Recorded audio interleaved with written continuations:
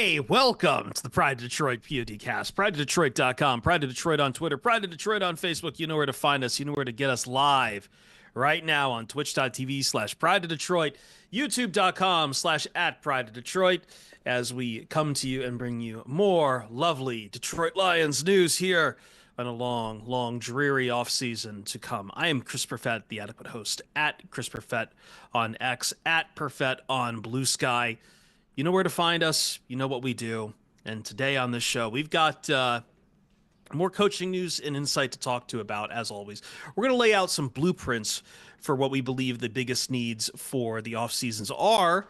Never too early to start talking about the off-season diagrams. But we also have a name, and I'm going to get to that name in a second. But the two more names to mention before that name is Jeremy Reisman, fearless leader at Detroit Online. Hi, Jeremy. Hey, I'm ready for this Pro Bowl recap podcast. Here we go. I've not seen this many clips of the Pro Bowl probably in my entire life. I feel like it's hitting some sort of... The fact that I know that Jahmyr Gibbs caught an interception in the Pro Bowl, I think speaks to that I'm dead serious about this. I think the Pro Bowl changes have been amazing. I'm still not watching it, but I'm at least seeing highlights of it now. Listen, if there's a game that Jahmyr Gibbs can catch an interception in, is it really that bad? And then the and then the sideline comes off to tackle him. Yeah. Listen, Pro Bowl gets a bad rap. We're obviously not going to talk about the Pro Bowl today, but if you can just accept that it's not football and just like, hey, it's NFL fun. Players goofing around for 3 hours, like, yeah, it's silly. It's fun. If you got nothing else to do on Sunday, it's great. Jared Goff got a skills competition trophy, I believe. No, he won the MVP of the flag football. He won the MVP. The offensive That's right. MVP. Offensive MVP. Wonderful. I just have one ask the Pro Bowl. Go back to Hawaii. Ryan Matthews, the rock god, at Ryan_POD. Ryan, you're with me. It's not going to be complete until it goes back to Honolulu. Why not? Sure. Ship them down there. It's a nice little vacation spot. We said that we're not going to talk about the Pro Bowl. We're talking about the Pro Bowl. Well, I could make a whole podcast out of it, but I'm sure no one else would want that. Please, everybody, don't shut off your podcast right now. We're not going to talk about any more Pro Bowl, I promise. Well, no, we're going to talk about the Senior Bowl, Jeremy's other favorite thing. Oh, no. See, that we're not talking about. Now Jeremy's going to shut off his feed. No, right. We have one name instead of all that. Myles Garrett, ? Big news, because apparently the NBA had 2 days of utter insanity at its trade deadline. Not to be undone, the NFL flexed itself and said, no, not on the week of our Super Bowl. And Browns defensive end Myles Garrett put out a letter, a very nice statement. But in that statement, making mention that he is seeking a trade out of Cleveland to a team that he wants to compete for a Super Bowl. This has sent shockwaves down the line. It's almost, Ryan, like if, say, a 25-year-old superstar in Dallas playing basketball suddenly was available for trade and we didn't even expect such a thing to happen. You could say it's something like that, sure. Except now everyone is at least making this public, and I think the big point is what's it going to cost and with whom? And since we are a Lions podcast, will the Lions even begin to get into the water? I think it's funny, though, that you bring up the NBA trade, Chris, because that definitely plays a factor in Myles Garrett right now announcing to everybody that he would like a trade instead of the Dallas Mavericks kind of just floating a line to only the Lakers saying, like, would you take Luka Doncic if he was available? Yeah, Rob Pelinka owes his entire career to them now. So in essence, though, there was no bidding war. For Myles Garrett, there will undoubtedly be a bidding war amongst teams who know that he wants out and knows that the Cleveland Browns are seeking that opportunity, Jeremy. But it all kind of starts with front office and management, and they've been pretty hard stop. Hey, Myles Garrett, we're not trading him. Yeah, probably.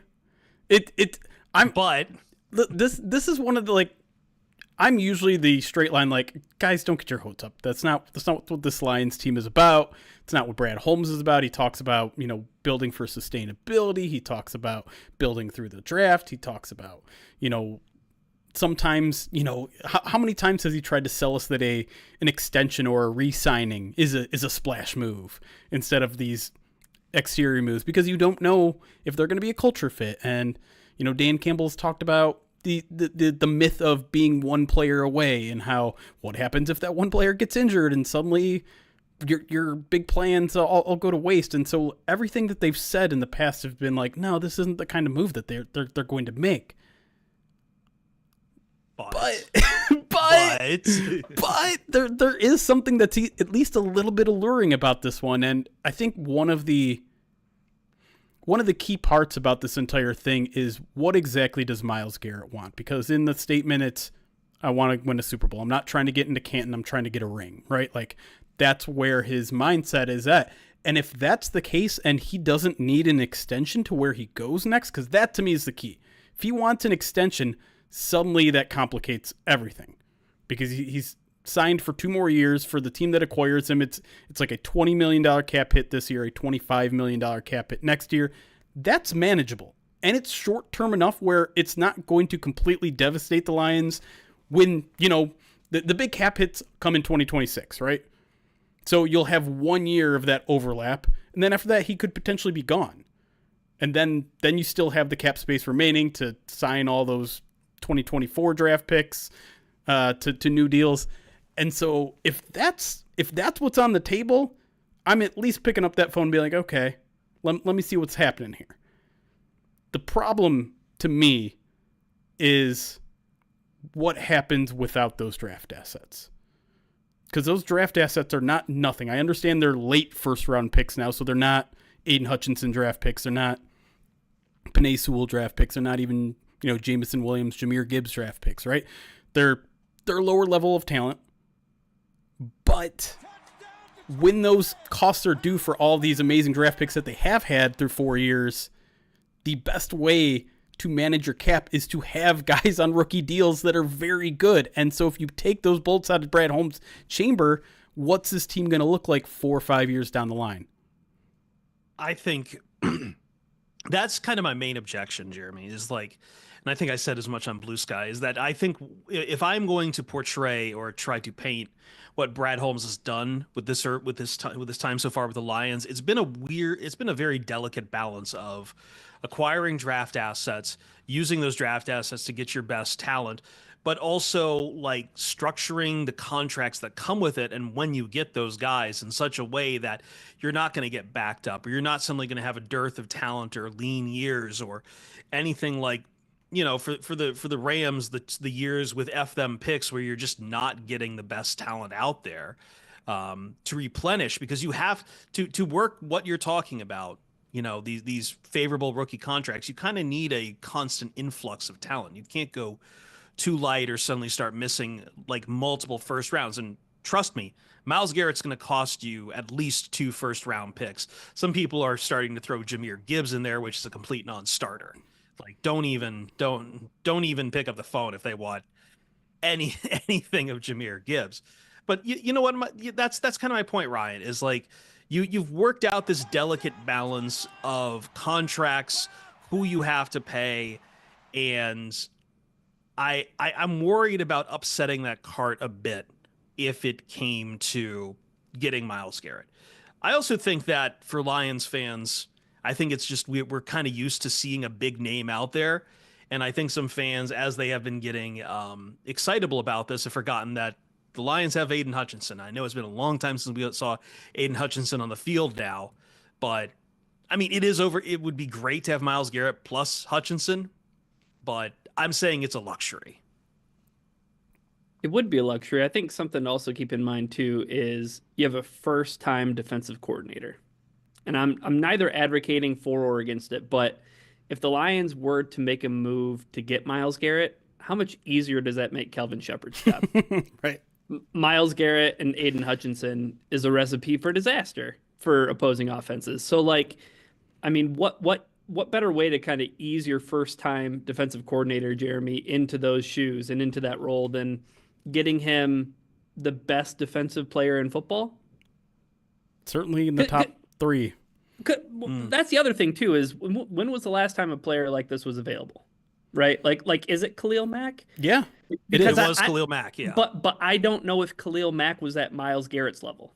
But he was younger. Like that No, I know, right. I know. That I think that factors into the quote unquote like whatever proposal in terms of a trade and assets you're willing Right. to give up. That definitely plays a factor. Absolutely.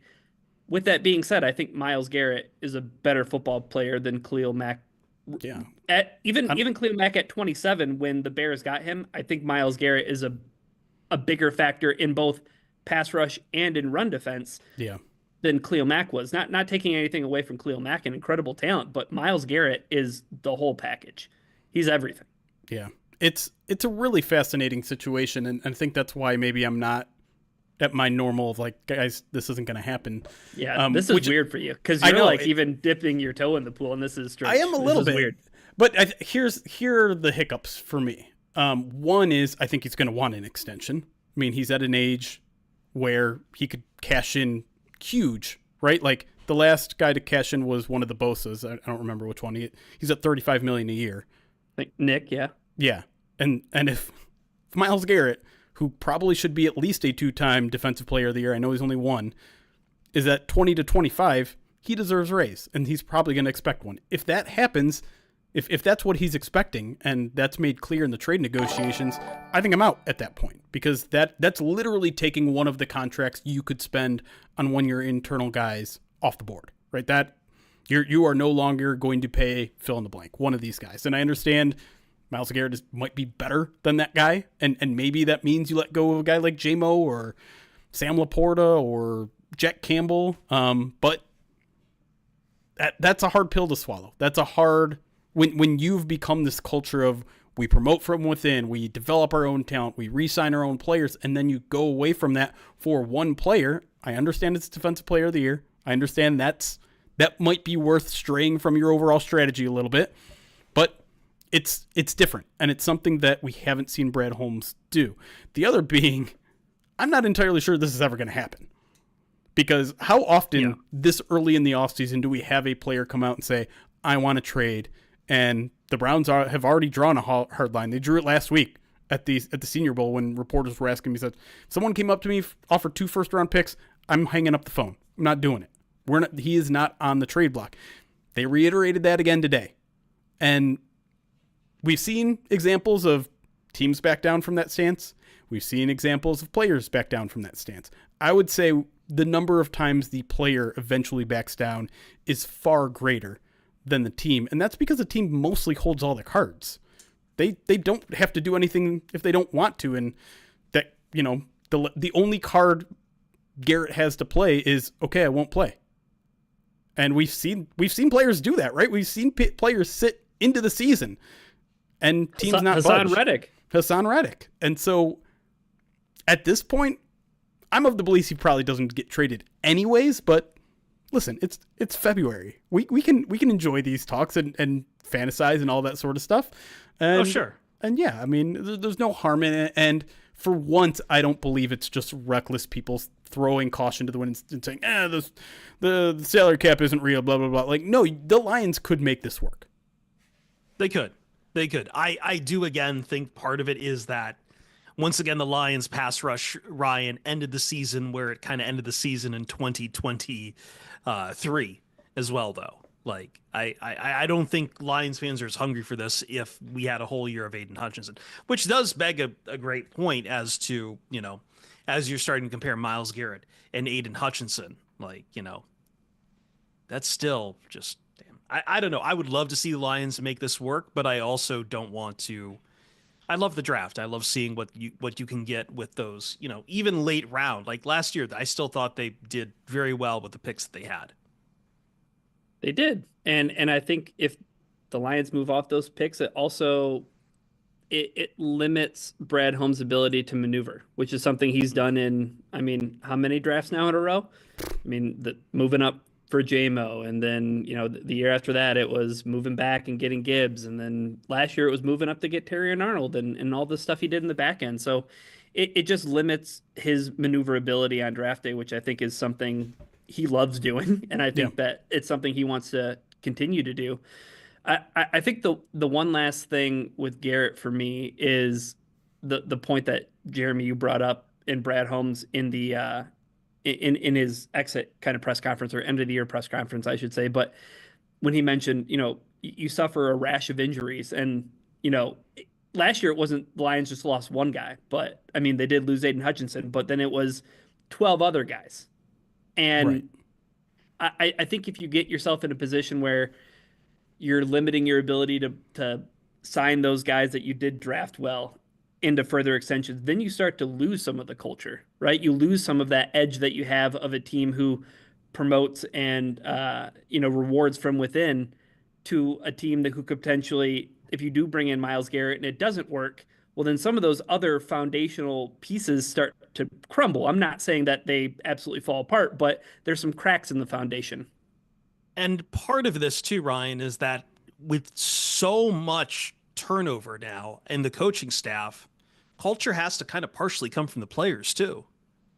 Like we've hollowed out so much this coaching staff at this point, not just the coordinators, but everything on down. We kept thinking like there would be Tanner Engström and all these other guys ready to take up the mantle, and those guys, I don't think we didn't expect those guys to get poached too. So I think part of it now comes from like, hey, part of this culture the culture's still going to come from Dan Campbell and Brad Holmes, but it also has to come from the players who have to work with the coaches, some of these coaches who are now coming from the outside, who we're going to talk about how things are done in Detroit and smooth over everything and make it all work. So yeah, I think, you do start to lose that if you're starting to swing for the fences. The other thing I want to point out, because I think people are assuming if you trade for Myles Garrett, the Lions win the Super Bowl. Like, again, are we doing this again? Like, there's a whole process. I think the reason why people are so careful about making a huge move like this, and let's not minimize how huge it would be to lose 2 first-round picks, because we haven't really even circled that. Like, that's the starting point, right? I think we all agree it's going to cost 2 first-round picks. I think you're going to have to give them something, an asset you have right now, a player you have now as well. But that does not guarantee you a Super Bowl by any means. The Bears did not win a Super Bowl after they traded for Khalil Mack. And I understand everyone is looking at, but the Rams did. The Rams went out and got Matthew Stafford. One, a quarterback. 2, they came so damn close that entire playoff run to losing. And you have to get lucky along the way, no matter what your roster looks like. You have to get past Patrick Mahomes. You have to get past Jaden Daniels. You have to get past who knows who else. They didn't get past Patrick Mahomes that year. Like that's the big thing too. They didn't play Patrick Mahomes. And I guess my overall point being, let's say the Rams slip up at some point in that process. So either they don't win the Super Bowl or they lose in the NFC Championship game. We look at that trade entirely different now, right? Entirely different now. Like, it probably wasn't worth it. And I understand they've been competitive still, but have they come close? Have they come close to winning the Super Bowl since? And so, no, if anything, like, a lot of their rosters suffered from not having those picks. Right. Like, they got very lucky on landing on Puka. But that's what I was going to say. The only reason they're back there is because they've had incredible draft picks. And I understand, like, they finally got their first back and they immediately spent it on Jared Verse, who's like phenomenal. Right. And I understand you have a ton of faith in Brad Holmes. He can still kick the draft's ass without a couple first-round picks. I understand your confidence, but that is threading it. Like, we've been talking about threading a needle with the way the contracts are going up. This is threading an even tighter needle to keep the ship afloat beyond this. I mean, because you want to talk Super Bowl windows. If you trade for this, now your Super Bowl window is actually closing. I don't think it's closing at this point, but you are closing in the walls if you make a play like this, and it's incredibly risky. I'm not saying the Lions shouldn't do it. I'm just saying you are increasing the urgency level of everything tenfold, and if you don't get it done, it's going to look like a huge mistake. I have other things, but Chris wants to move forward, I think. No, you go ahead. What do you got? Okay. Well, the other thing I wanted to point out was the Rams. Another asset that they traded for is Jalen Ramsey. He's part of the whole F them picks mantra as well. Right. Remember the final play of the Super Bowl where he slipped and Jamar Chase was wide open had it not been for the pass rush that got to Joe Burrow. So Myles Garrett might help in that respect. But the to Jeremy's final point. But go ahead, Chris. I forgot. No. I was just suggesting I'm looking at our rundown. We probably make this a 3-segment podcast now. We're going to take a quick break. When we come back, we'll talk about the biggest offseason questions, kind of dovetailing from this into Brad Holmes. All right, maybe this isn't up to your speed, but what else do you have to get done this offseason? And we will talk some coaching news that has some Lions fans a tizzy. Out goes Tanner Engstrand, and in comes David Shaw, former Stanford head coach, as the passing game coordinator. And Jeremy has been haranguing me and calling me Mr. Pac-12 to discuss this. Jeremy, I have some news for you. Stanford is a member of the Atlantic Coast Conference, not the Pac-12. Not my ACC. Not my. If you think about it, all oceans are connected, so everything is technically the Atlantic. Whoa. Yeah. Think about that. And while you're thinking about that, I want you to think about succulent, delicious, righteous felon craft jerky and meat sticks that fuel the POD cast and keep us going, along with a healthy dose of caffeine. Each 2-ounce bag of jerky has 16 to 20 grams of protein. Each stick has 8 grams. Trust me, if it's good enough for us, it'll be good for you too, because Righteous Felon is based in Westchester, Pennsylvania. They use locally sourced, all-natural Black Angus beef. They pride themselves on superior quality, revolutionary branding, and unique flavors that go beyond the stereotypical jerky offering. But you know what? As we can attest, as me and Ryan can attest, the stereotypical ones are great too. Bourbon Franklin, fantastic. Turkey jerky, better than any other turkey jerky you'll have, guaranteed. I dropped a sheed there. That's like, we're going to swear by this. RighteousFelon.com. Use the promo code POD15 at checkout. We'll get you 15% off your order. You'll support us. You'll support them. You'll support yourself. It is win-win-win across the board. The three-way trade that makes all the sense in the world. Promo code POD15 at checkout at RighteousFelon.com. We'll be right back on the Pride of Detroit PODcast.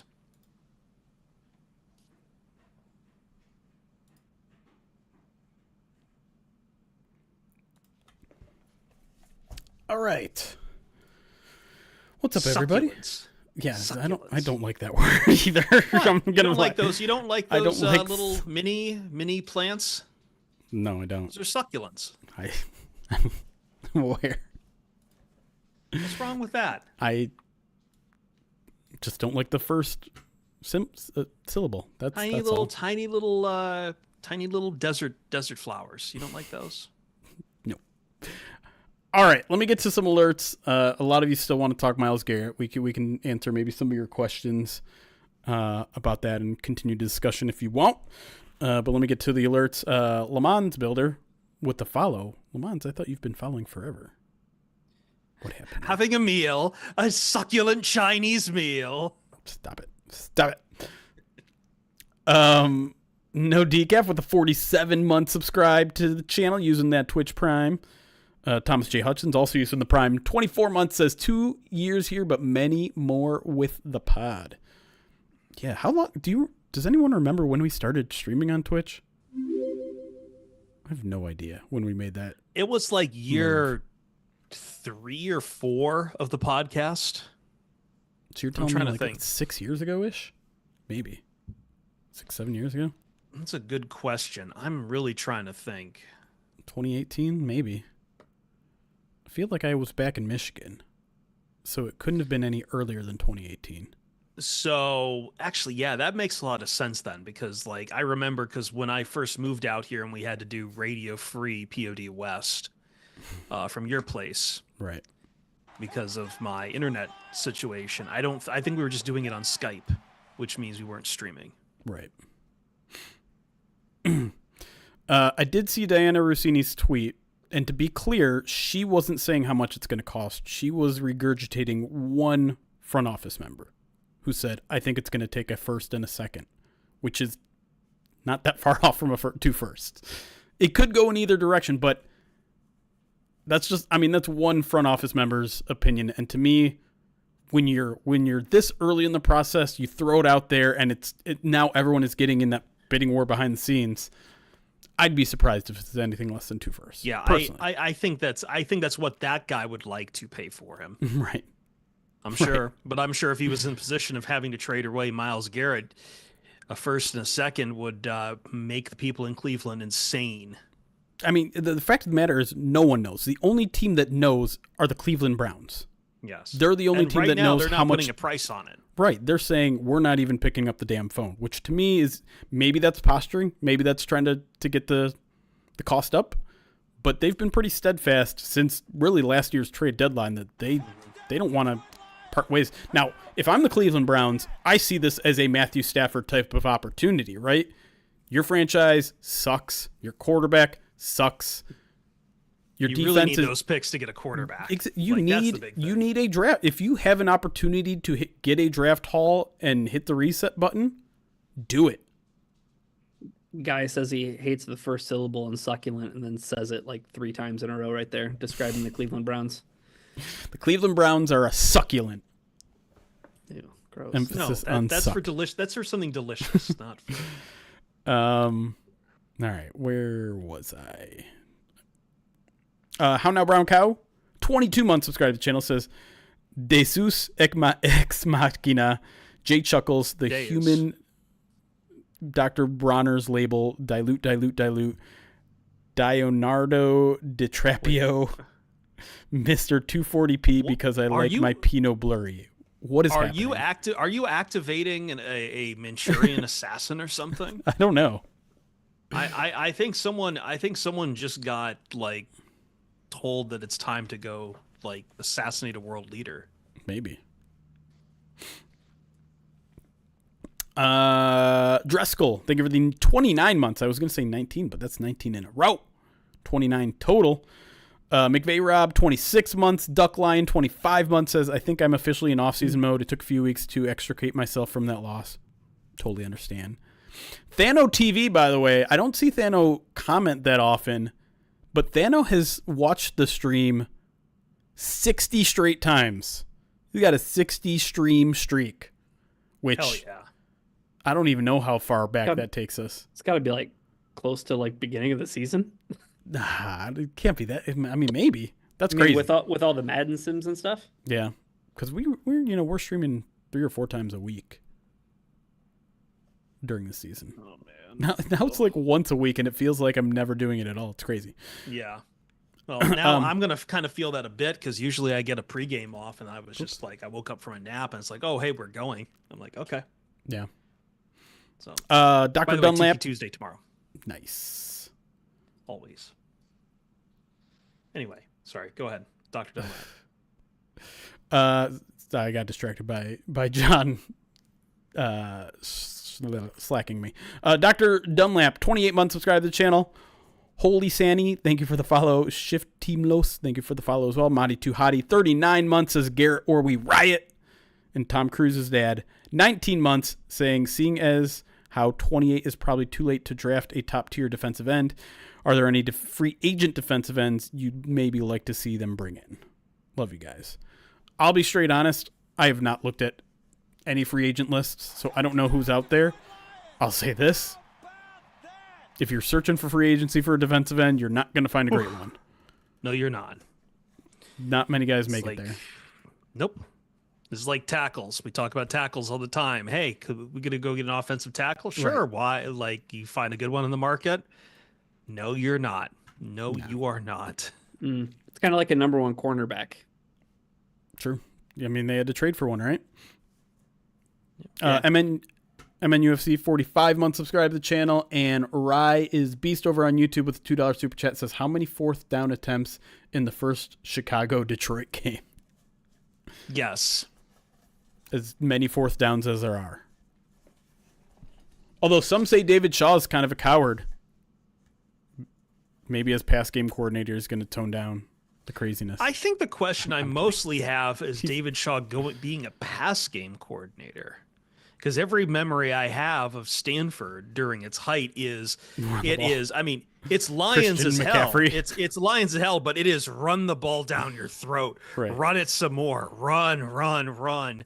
Chew up time of possession. So maybe it's on more of a defensive end of the pass game coordinator. Maybe. I don't like. We're bleeding into what we're going to talk about later, but like part of me almost wonders if this is more like just a senior offensive role. Kind and of. Like, I think, and like we think gave you a bigger title so that we could warrant taking you away from the Broncos. Just so you and John Morton can keep working together. Yeah. Right. Were you looking at free agents over there, Ryan? Yeah, but there was something else too that there's a tweet from Jason at Over the Cap, and he was talking about how a Garrett trade would put the Browns into a like Saints-like situation with their cap. He essentially said, yeah, like prior to the adjustments, the Browns would need to restructure Deshaun Watson's deal and Denzel Ward to the fullest. Cut Jack. It's Jack Conklin, right? The offensive lineman. Yeah, the offensive tackle. So they'd have to cut Jack Conklin, and then on top of that, they would also Jack Conklin on the open market. Good Lord. So after doing all that, that would leave them with likely between $2 and $7 million in cap space, depending on where the cap ends up. Which is after doing all that just to accommodate trading Myles Garrett. And then he goes on to say, like, really outside of those three moves, there's little they can do besides extending one of their defensive backs, Newsome, and then June 1sting some players so that they can sign their rookie class. That's incredible. It's funny, you don't hear much about that. You don't hear much about the finances of the team that's trading him away. It's just, hey, where can he go? Yeah, because I think it's just, it's players. We want to see where they're going. But like, damn, that is.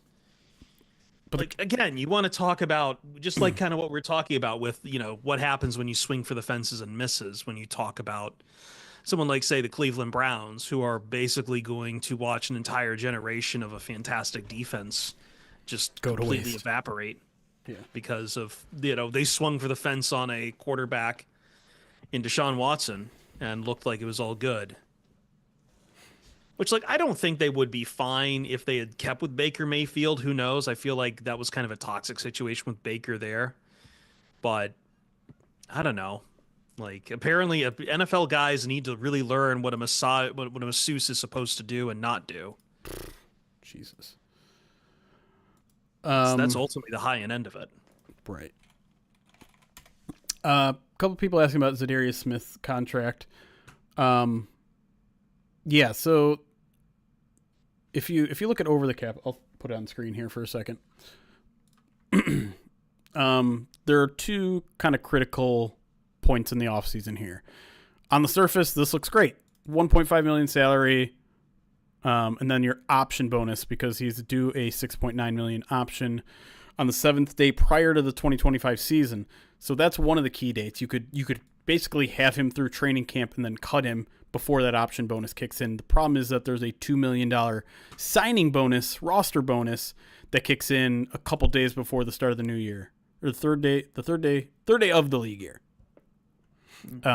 So they're basically, if he just stays on the roster, you don't touch it. He costs $5.7 million this year, $5.2 million next year, despite the fact that his contract void. So you're essentially paying $11 million for him for 1 year, split over 2 years. Now, if you trade for Myles Garrett, you can say goodbye to Zadarius Smith. First of all, second of all, people are just wondering if you restructure this, if you maybe cut him anyways. Because if you cut him before this $2 million signing bonus, none of this is guaranteed. He has zero guaranteed money remaining, which is why it says if you cut him right now, $0 in dead money. But I think you might want to keep him, right? Like you probably want, if you can have a guy like Zadarius Smith around, probably be best if he was a rotational role guy. Yeah.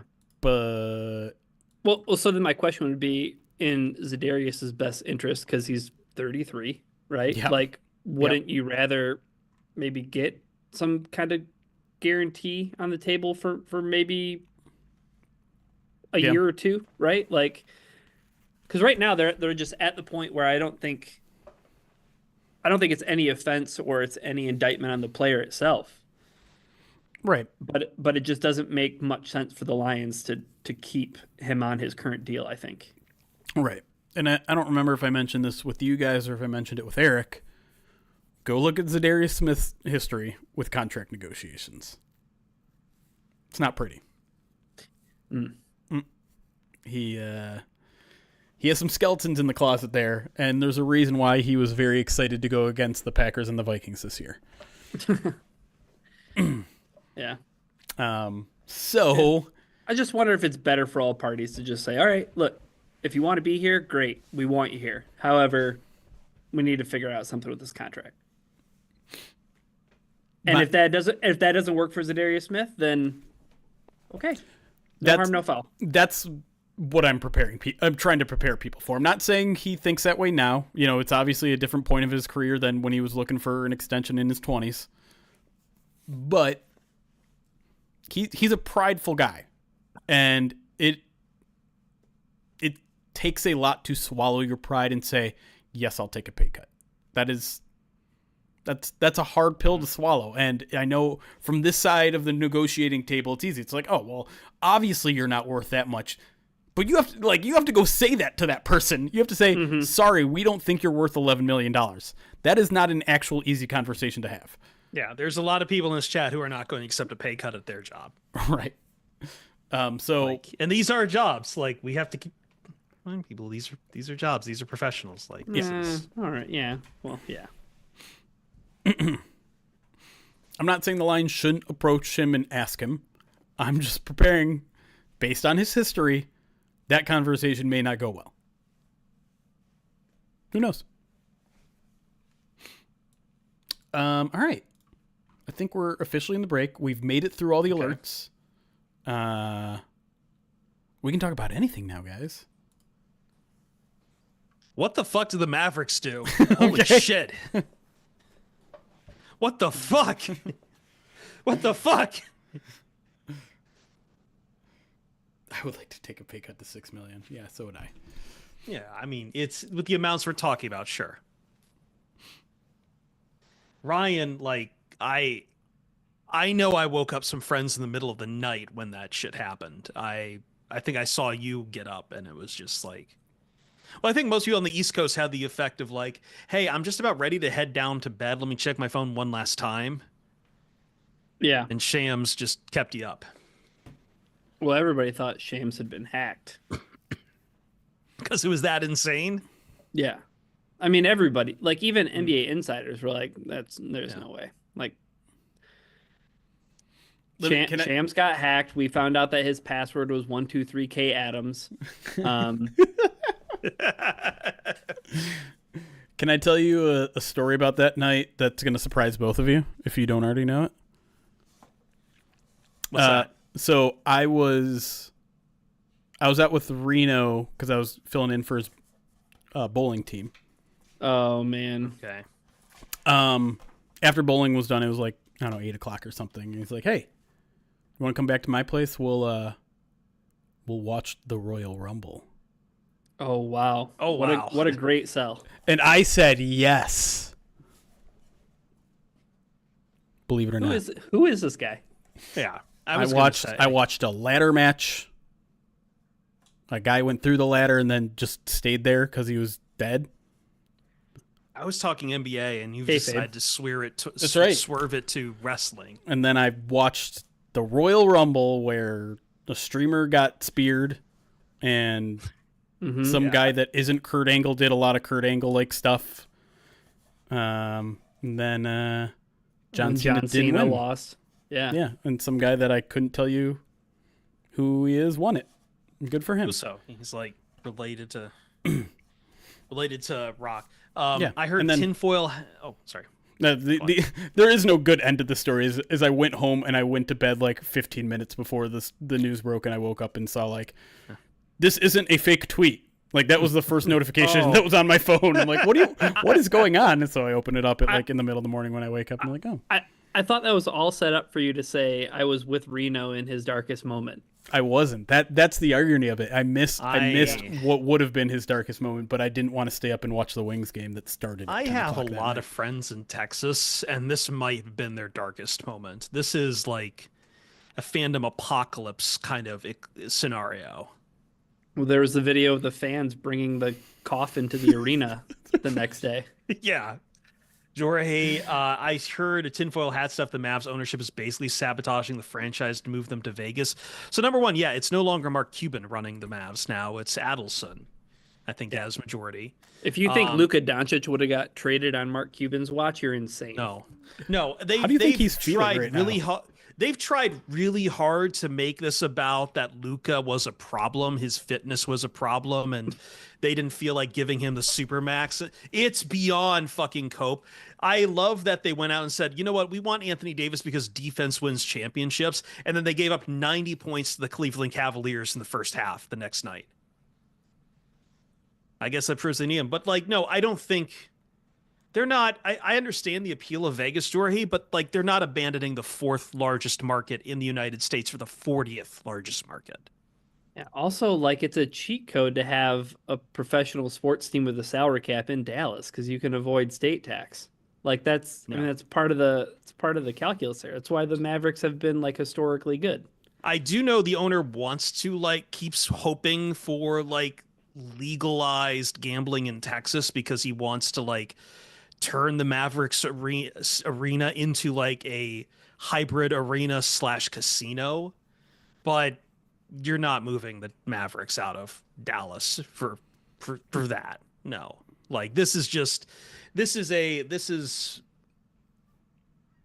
I'm frankly shocked. I'm just frankly shocked. I've just never seen an owner bail on a superstar like this. And there's no other way around it. Luka's a superstar. Since I'm not a basketball fan, I need the 2000th person to try to put this in NFL terms. Because that was my favorite thing Saturday night. It's just the hundreds of tweets. It's this is if Patrick Mahomes did that. I'm just what? Why are we doing this? And everybody failing miserably at it. Everybody failing miserably at it. It was very funny. I think it's really hard to do in football terms because, we just talked about the possibility of Myles Garrett getting traded and what that would cost. Mm-hmm. Yeah. And it's very different to try to evaluate this, I think, in the same way, to draw an analogy. But the NBA translation would be if you woke up tomorrow morning and Cade Cunningham got traded for Damian Lillard and a first-round pick. I wouldn't watch another Pistons game ever. Yeah. I didn't watch all of the Dallas GM's press conference. I saw clips of it. One where he's, he has the confidence of Mr. Magoo or something. I don't know. Just, but has there been an explanation to why he only talked to a single team about this?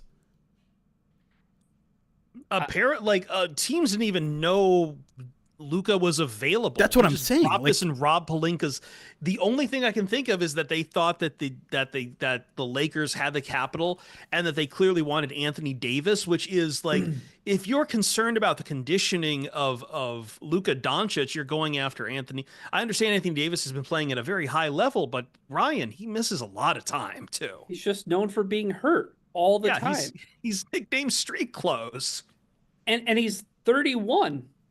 I don't know. It's absolutely bizarre. But to Jeremy's point, I think the conversations that the Lakers had with the Mavericks is being characterized as hey, we don't want everyone to know from the Maverick standpoint. We don't want everyone to know that Luka's available. We're just telling you.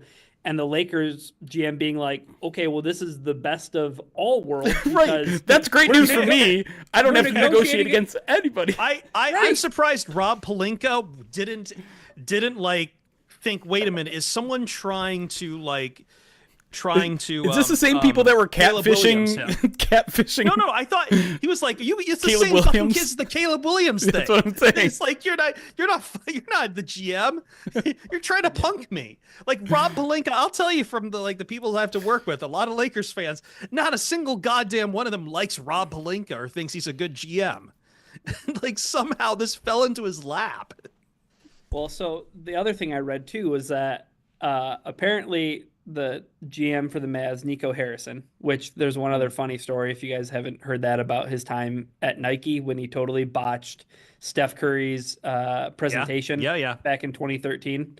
But so I guess Nico Harrison pushed a little bit and was like, what about Dalton Knecht, who was a guy that they drafted in the first round last year, and then maybe another first round pick. And Pelinka was basically like, I don't know, Luka is kind of fat. So pulled him on there a fucking blob. It's like, out of here. And I mean, realistically, he was just like, well, there are some concerns about his conditioning that we also kind of share. And he was like, okay, well, I guess just Anthony Davis in a first round pick. You fucking fleeced them. But so Jeremy, did you hear at all about that story about him? No. It was a slide deck that had been created for Kevin Durant, and they basically just had the whole template set up as a pitch to Kevin Durant, but then replaced it with Steph Curry's name, but they put his name as Stefan, and apparently the GM referred to him as Seth Curry, which is his brother, on numerous times during the presentation, and Steph Curry was like, okay, I guess I'm going to Under Armour then, and it was obviously a huge loss.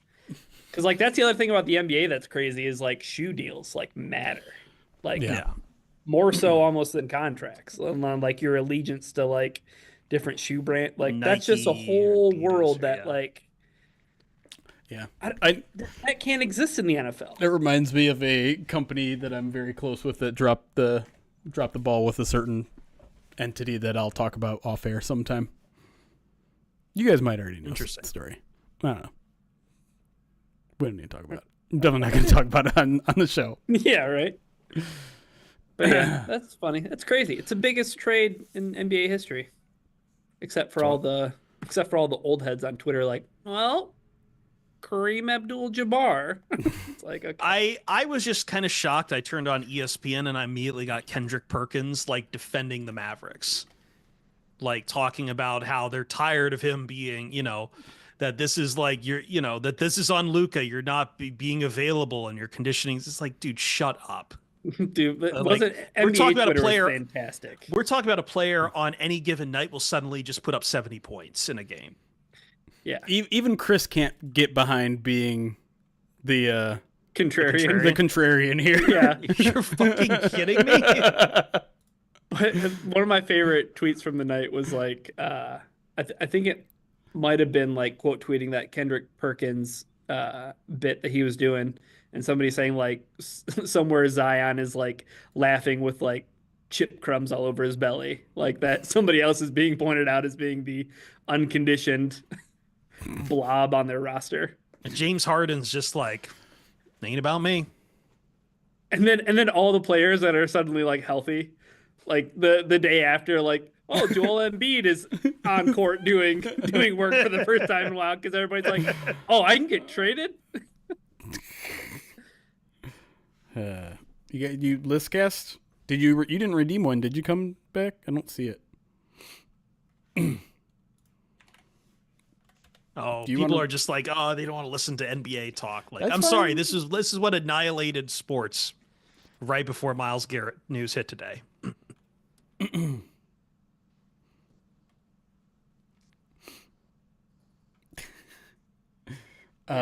Let's talk about how Hendon Hooker can grease the wheels on a Myles Garrett deal. Let's do that. I can't believe how many people think Hendon Hooker is this huge trade negotiating block. His worth is a 5th round pick at most right now. Yeah, there's a lot of people who are convinced that somehow they can convince other teams that no, actually Hendon Hooker is a starter that you wanted to draft, but you didn't because he had the ACL. It's no.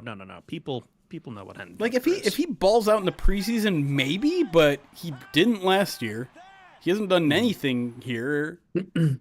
And I think the Lions still want to see that out, right? He's old. He's older than Luka Doncic. Yeah. He's 27 years old There you go. with 2 years left on his rookie deal. I'm with Jeremy. He's worth like a day 3 pick if you were to put him in like asset terms. Right. Yeah. 5th. That's what I would imagine. If the Lions were just to trade Hendon Hooker to any team right now, be a 5th. Like maybe if it's in season and some team is like Desperate. extremely desperate, although I don't know how desperate you'd have to be to go all the way down to the Hendon Hooker option. Pretty freaking desperate at that point. Like Josh Dobbs level desperate, I guess.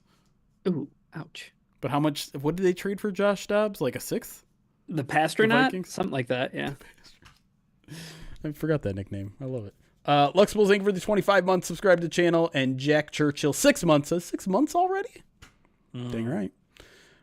We do have a list cast now. Chris Shepard. Says do comebacks list cast. I don't know what that means. I don't either. Is Oh, it comeback. Comeback Trappers. Top 5 Taco Bell menu items. Comeback Trapper. I never have had a trapper.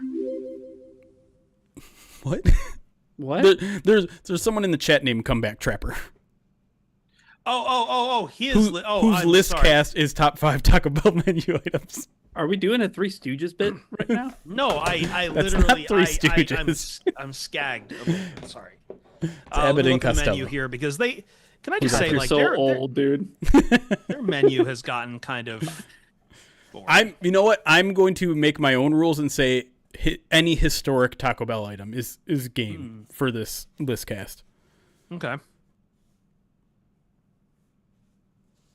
Oh wow, Ryan's going deep in thought here. I have my 5. Well, Just like let's that. hear Wow. it. Dang.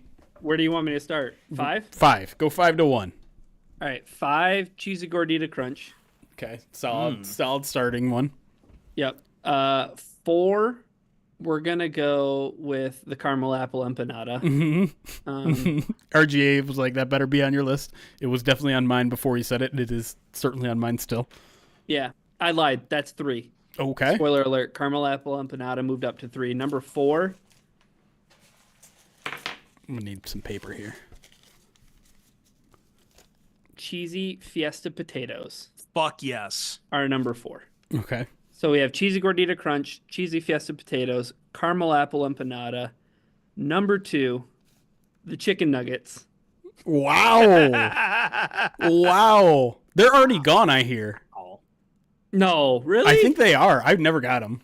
Oh, you missed it. I thought I all heard right. that they're gone. I have not gone to Taco Bell in a while. Number 1 with a bullet, spicy chicken crunch wrap. R.I.P. Dang. Yeah. 5, 4, 3, 2, 1. Okay. That's a solid list. Yeah. Okay. Chris's one. list is going to have at least one breakfast item.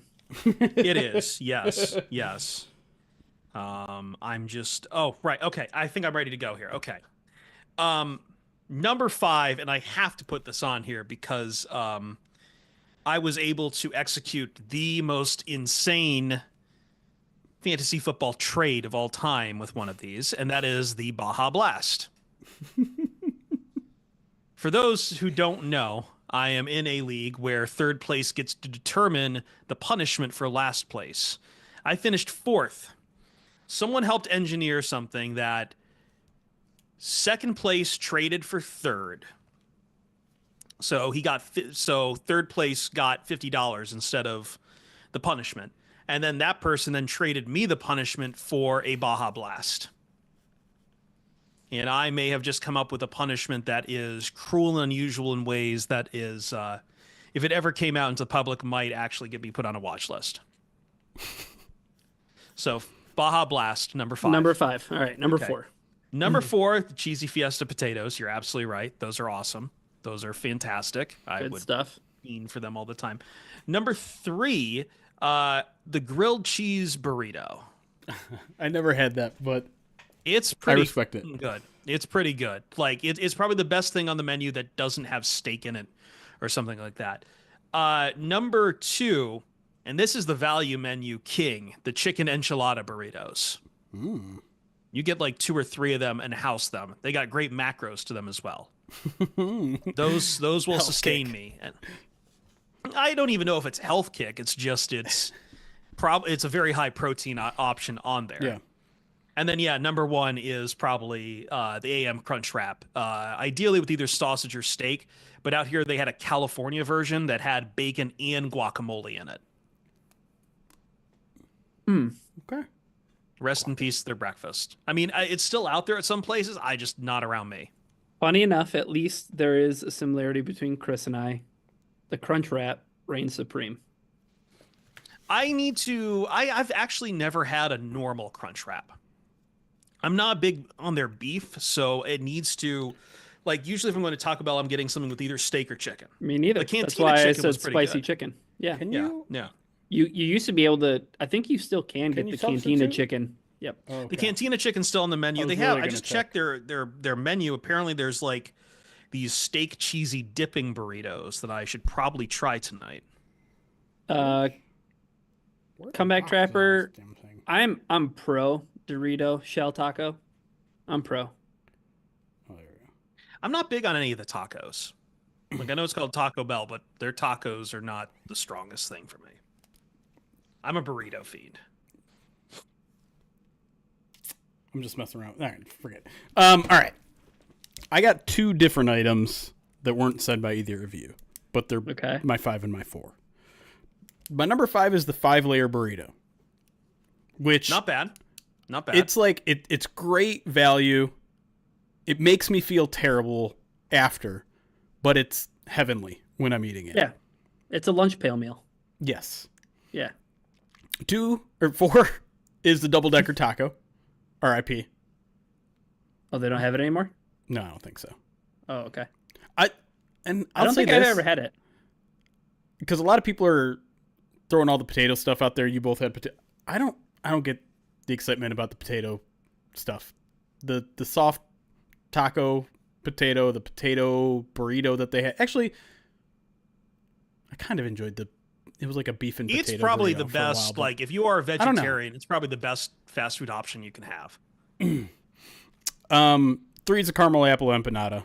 Mm-hmm. 2 is the cheesy gordita crunch. Ooh, okay. Yeah. And 1 is a crunch wrap. I don't care what you put in it, except for the breakfast stuff. Breakfast is gross. I gotta put out an honorable mention to like the quesadillas. I think the best food if you need to like get a bunch of food and reheat it the next day. I would usually spend all of my points on the app on getting like a breakfast sausage, egg, and cheese quesadilla, and that would keep for like an entire day in the fridge. What? Cheese quesadilla. What? You're getting Taco Bell out the fridge, Chris? No. I'm just saying, like, I will go there, I'll get a crunch wrap, and then I'll blow my points on on a breakfast quesadilla, and then put that in the fridge, and then put that in the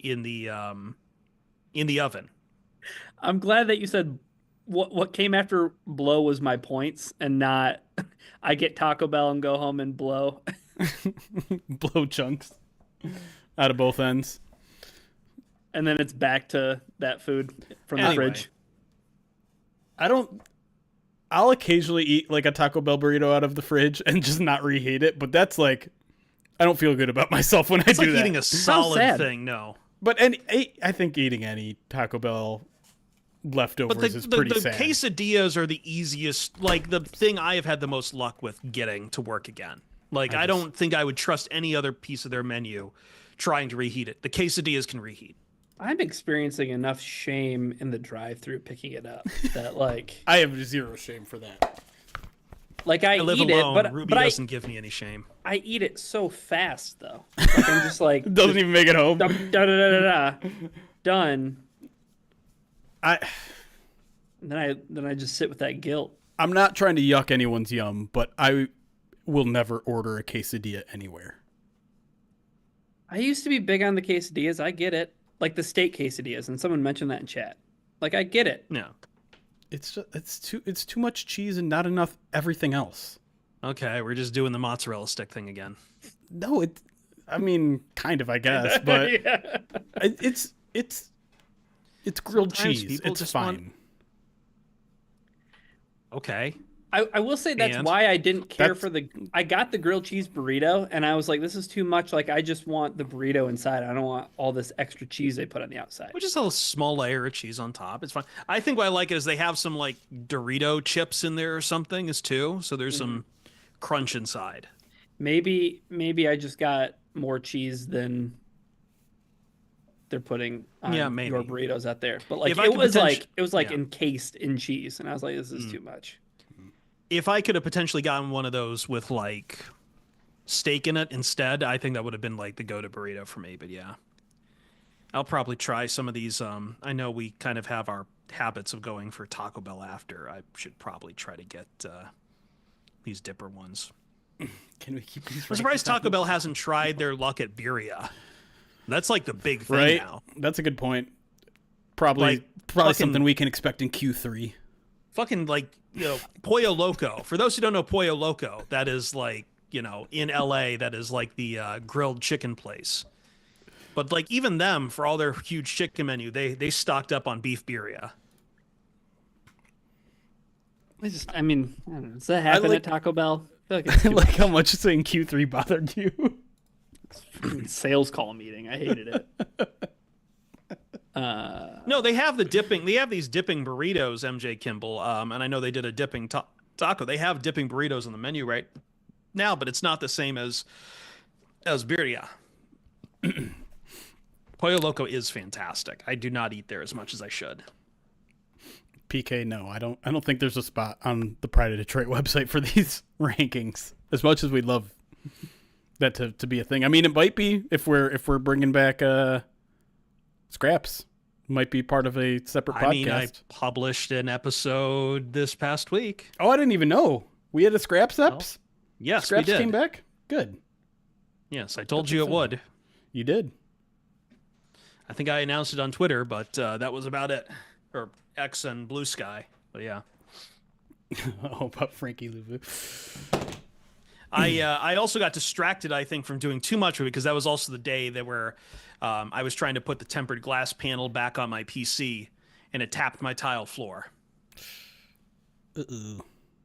Yeah, you know what happens when tempered glass has that happen. Yeah. Right now, my PC is still open case right now.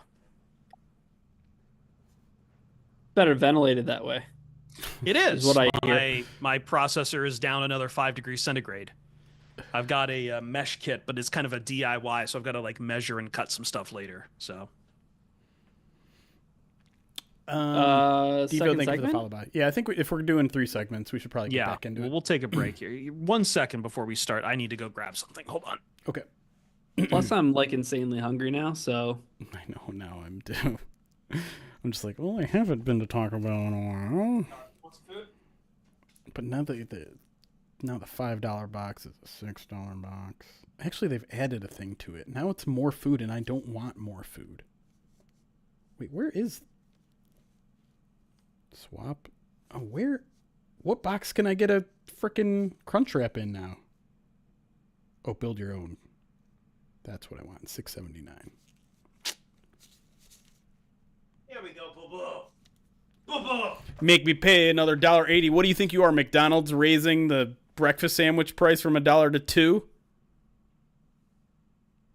Sorry, what? I still got one today because it's a snow day.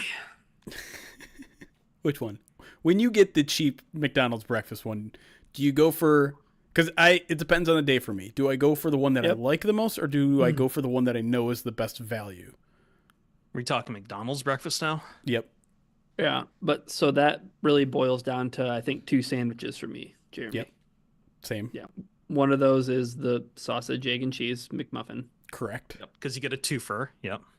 and the other one is the sausage, egg, and cheese McGriddle. Right. We have had 2 McGriddle deals here. I know people have said other places that's $2 regardless. Not in LA, but if the Anaheim Ducks win, it's $2 McGriddles the next day. Other than that, there is a $5 deal I've been going at in the app repeatedly, which is a sausage, egg, and cheese McGriddle with a any size drink. So getting their coffee, getting You a gotta coffee get out of McGriddle LA, and- bro. $2 McGriddles every single day over here in Michigan. I know. I'm aware. You don't need to also rely on not some freezing crappy to death. hockey team to win. I'm just assuming that the Ducks are bad. I don't know if that's true or not. They're not great, but they did They're win last night. pretty bad. They did So, win last night? Damn, yeah. I didn't go out this morning. Probably expires tomorrow, too. Shit. Remember when McDonald's introduced this McValue garbage that's like nothing different? They're just like rebranding Been the their same deals. menu forever. They just keep making the deal worse. Dude, and then earlier today, as I was choosing my $2 sandwich, I saw the sausage McMuffin and it had like a little McValue icon by it. So I was like, oh, can I get this and then also use the get it for a dollar? Nope. No, you can Donald, only that use one. sucks. Here's where they get you. You have all of these general daily deals that you can use, right? Mm-hmm. In my opinion, you should be able to use one of those deals and then also use your points, because that's not using a deal. That's using currency. Yeah. But it won't let you do both. No. You either got to use your points or you got to use their deal. You can't do both. And that's bull. And we need to take the streets and let people know. That's where we draw the line. Listen, Ronald, with everything going on in the world today, that should be our priority. Everything going on in the world today. All the little girls giving up the world today. Okay, all right. Limp Bizkit No, is no, having a before we- moment again. No. I know Hold on. where you're Before we go taking back- this. Before we get back to this, Ryan, when I sent you the trailer for Devil May Cry's opening credits, were you expecting to hear rolling when you hit that? Like any world, I'm like, just listen. When I said to you in Slack, just listen to this. Percent chance you thought it could have been Limp Bizkit. well, I know the percent chance of me wondering why you sent me that was at 100. So I had no idea that Limp Bizkit was going to adorn that trailer. Definitely out of left field. Yeah, hell yeah. Don't you shame me or any of us, Dank Ample. I cook plenty, especially during the off season. See, funny enough, I have I do love breakfast, and I have been cooking some pancakes at home. Blueberry pancakes, amazing. However, I have a problem. That to get the best pancake batter with the mix I have, I need to use an egg. Right. I've been pretty consistently making an omelet every morning, but I've been doing one egg and like 2 eggs worth of egg whites, which are now like cheaper than eggs somehow. Make that make sense? I had a fresh dozen before this all really started to get out of control, because I'm pretty sure last time I went to the store it was like $9 for a dozen. Just get a chicken at this point. You know what? There is someone down the street that has chickens, but I I do. No, I want to say I find it super weird, the whole like eggs that like you don't refrigerate them. Like I don't know any of the science behind any of that, but like these people that like have chickens and then the eggs are just sitting out there and you can like buy them. Like I think that's how it is in like every country other than the United States. Like they don't refrigerate their eggs. Yeah, I'm Verm Dizzle. No, it's not from scratch. It's that I got a huge box of that Kodiak Power Cakes. Yeah, get that protein from powder Costco mix. I'm not huge on it, but like it was a huge box of it for cheap. Yeah. I got some. So like but like the best way to make those is adding milk and egg to the mix, because otherwise if you just use water they come out crap. well, thank you, Jack. Now I know. If you don't wash the eggs, you can keep them out of the fridge. They get washed in the USA, and it washes a layer of the shell off. So we don't have a choice in the matter. It comes pre-washed. Is that what you're telling me? Wash your eggs. And, I don't wash a lot and of we my are food. we're gonna have to retire it. We're gonna have to retire the smash and egg, Jeremy. Oh God, yeah, it's true. Expensive. Yeah, we're gonna have to up the donations to. realize cracking on the head is now $1,000, and 50 of that goes into our own pockets to just afford the eggs. Is that how tariffs work? Yeah, I had just started switching over from well, actually no, it would have hurt either way, because like before I was using this, I was using canola oil. And canola oil is specifically named because it's from Canada. No, I didn't know that. But I switched over to avocado oil for a lot of my cooking. Yeah, I got a little avocado spray thingy. No, that stuff's good. It's Anyway, let's do segment 2. All right, let's do it.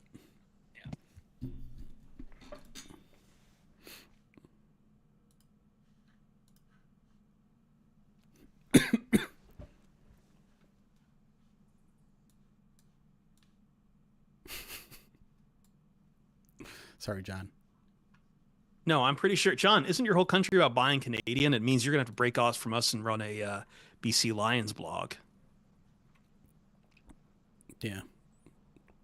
I was trying to like fit a U somewhere in Pride of Detroit. Pride of Detroit. Pride of Detroit. Anyway. Did the BC Lions go 15-2 this year?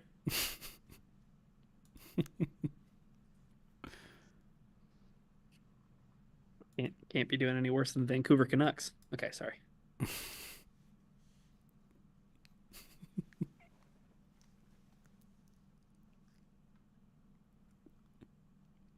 Welcome back to the Pride of Detroit POD cast. We've got an off-season plan. We got off-season plans, and the man in charge, Brad Holmes. I do know, Jeremy, we didn't really talk much about his end of the year presser. He has said that he doesn't operate with windows in mind. And that's something that's resonated well with me because I'm not a big believer in the idea of windows, much like you're not in momentum. I believe windows happen when they happen, and then we kind of go back and start talking about windows in a past tense. But I don't think I'm always reticent about windows because I look at other teams. Like I look like at the Rams. I'm going to come up a few times in this podcast. I feel like the Rams, but I think there was multiple times where people would have said, "Oh yeah, their window was closing, their Super Bowl window was closing," and they've just been able to keep going. So it's a bit of a narrative thing. But should he operate on the idea of windows? I mean, this goes back to the Myles Garrett talk. This is basically like, hey, if this is a window, are you ready to start going hard to play in that window? Yeah, and it's why I'm open to the Myles Garrett talk, but I'm mostly reticent to. It's just I almost just don't want to change anything that Brad Holmes is doing, right? He's doing such a good job. He's not selling the house. He's not doing anything irresponsible at any point. Like, can you think of anything that he was done that's been truly like outrageously irresponsible? Like the closest thing is drafting a high draft round running back. No. Marcus, like the Marcus Davenport deal, maybe. I mean, maybe the Michael Brockers extension after you traded for him. But at that point, he was kind of a culture setter, and you kind of wanted his presence in a young room. So why change something that's not working just because you're getting impatient about a Super Bowl, right? Like, they came damn close this year. I don't care what happened in the playoffs. They had a Super Bowl winning roster doing what Brad Holmes has always been doing. And so I don't see any urgency to change course of that. Again, just because like that Super Bowl itch is getting real itchy. Like, I understand sometimes teams make a wild move or a big move to get themselves over the top, but you don't always need that. I think this roster is still really, really darn good. I think by just making some small, smart moves that aren't going to hamstring you in the future, you can make it as good, if not better, of a roster than it was last year. And that means the Super Bowl is very much there for yours to take. There is part of me, though, that thinks that deep down inside there is a wolf inside Brad Holmes that Wouldn't be is surprised. Itching to get out. But we've heard about the wolf. The wolf tried to trade up for Jamar Chase in 2021. Yeah, but didn't do it. But didn't do it. The wolf tried to trade up for Levi Onwuzurike and said, okay, I'll just settle down. That wolf in the following draft tried to trade for Deebo Samuel. Yep. There's a Jalen Ramsey too, up for, right? Like, yes, there are a lot of instances in which like we heard how aggressive he's been up to the point of not making the move. Right. That's the thing. Like, he ultimately hasn't made any of those deals. So is that proof that is it? Like, both sides, I think, can use that to their argument. Is that proof of he's willing to make these deals? He just hasn't found the right deal, or is it? Yeah, he's doing his due diligence, but he hasn't spent irresponsibly because he doesn't want to. Yeah, agreed. Yeah. Sorry.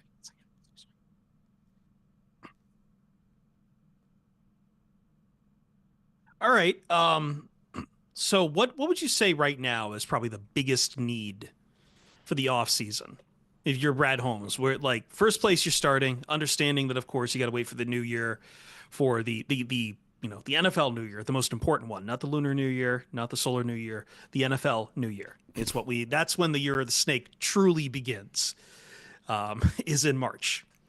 So what is the biggest offseason need, you would say, right now? Is it re-signing someone? Is it where you're going to spend a draft pick? Is it a free agent pickup or a particular place of need? I want to hear each of you guys have one place to start, Jeremy.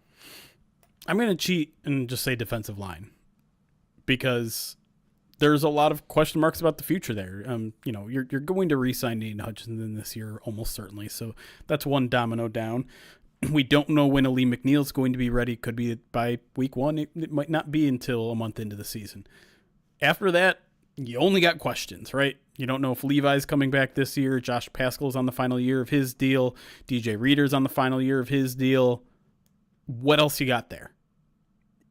I mean, is Broderick Martin a somebody or is he a nobody? Right. I still don't know the answer to that question. I'm not ready to commit one way or the other. So yeah, I think you have to figure that out. You win this game in the trenches. I truly believe that. You look at a team like the Eagles and it's proof. You look at a team like the Chiefs, Chris Jones, right? Key players there that catapult these guys to victory.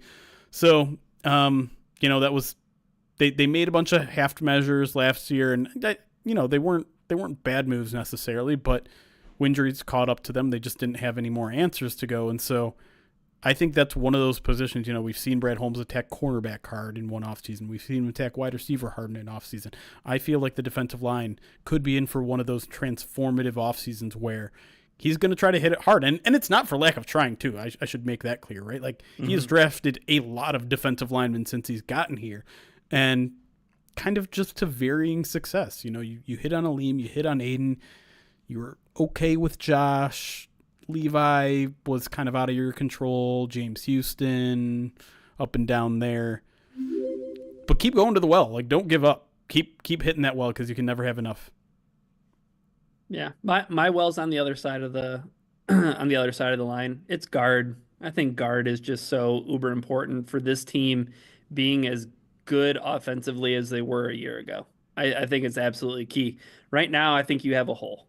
You have a Kevin Zeitler sized hole at right guard. If Kevin Zeitler wants to keep playing football, I think you make that a huge priority, because we've seen in the past how susceptible this offense is when pressure comes from the interior, and Jared Goff is forced to move. So I think figuring out your plan at guard both now and in the future, because I think what's really important to keep in mind is, yes, I would love to have Kevin Zeitler on another 1-year deal, but you need to figure out what you have right now on this roster beyond that. Is Colby Sorsdal something who figures into your future? Is Coyote Awashika, he's a restricted free agent, but I would expect him to be back. But he's 27. Colby Sorsdal keeps on going back and forth between tackle and guard, and mostly ending up on the game day inactive list. So what do you have there long term? Is your best long term piece right now Christian Mahogany? Okay, good. A good showing in some spot starts towards the end of the season. Had a good showing in the playoff game against the Commanders. But then where does Graham fit into this? I think they have so much uncertainty at both those spots, at right and left guard, and then the depth beyond that. And that's I guess I didn't want to cheat and take Jeremy saying the whole defensive line, but really the interior of the offensive line. What's the plan for post Frank Ragnow? I don't think there's really a plan in place for that, as every Lions fan's worst fear ever being confirmed for Frank Ragnow just being done at any moment, because he decides that a boat and some fishing sounds really nice, and being a dad, which I could never blame him for all the injuries that he's endured and played through. So, but yeah, I think guard is so important this offseason. The offensive line in general, it's the oldest unit on the team, right? There has to start being some contingency plans, some succession plans in place. And I think you're right that Christian Mahogany is probably the closest thing they have to any of the positions. But Decker's soon going to be on this list of what do we do after, and maybe Giovanni Manu is part of that plan. Fingers crossed. Maybe Colby Sorsdal. There's a lot of questions, and so yeah, I don't think we talked about it last year really about getting a guard for this particular reason. start building for the future here, because maybe Graham and maybe Kevin Zeitler are your starters this upcoming season, but almost certainly one or both won't be next year. Yeah. I'm going to put some emphasis on the CBs. I think you guys are right on the lines, but like, here's all of the CBs who are unrestricted free agents right now: Carlton Davis, Khalil Dorsey, Kindle Vildor, Emmanuel Mosley. Am I missing anyone, Jeremy? I think it's just right. the only one that's signed is Terrion Arnold. And Ennis Rakestraw. And Ennis Rakestraw. Yeah. Amik. And Amik Robertson. So three guys who could be your starters, but zero depth. Sure. No depth whatsoever. And like Amik's, I don't know what the timeline on his injury is going to be. I'm going to assume he's going to be fine for the season. He's going to be back for like early offseason stuff. Yeah. Either way, though, you have no depth whatsoever. You've lost a lot of, like, I know everyone, I think we're kind of expecting them that there is a good chance they will re-sign Carlton Davis, but as we've talked about before, that's a lot of money, and that's kind of where your big free agency decisions for your in-house UFAs starts, is Carlton Davis. And if it's not Carlton Davis, who is it going to be? Who's going to be your CB 2 or 3? Are you going to look towards the draft? Are you going to look towards the free agency to try to pick up someone? I mean, because I do not see this team re-signing Emmanuel Mosley. I know fans are not happy with Kindle Vildor. I'm not sure he will be returning. Khalil Dorsey is obviously depth. He's never really been a starter level. So who is it going to be? Because this could be like, look, we've watched this CB room. It was their biggest weakness in 2023. They went all out to address it in 2024, and it was working for a while until injuries finally derailed it. And you saw what happened after that. And Terrion Arnold, I believe, will continue to improve into a sophomore season, but you need options. And right now, a lot of them are about to start walking out the door towards free agency.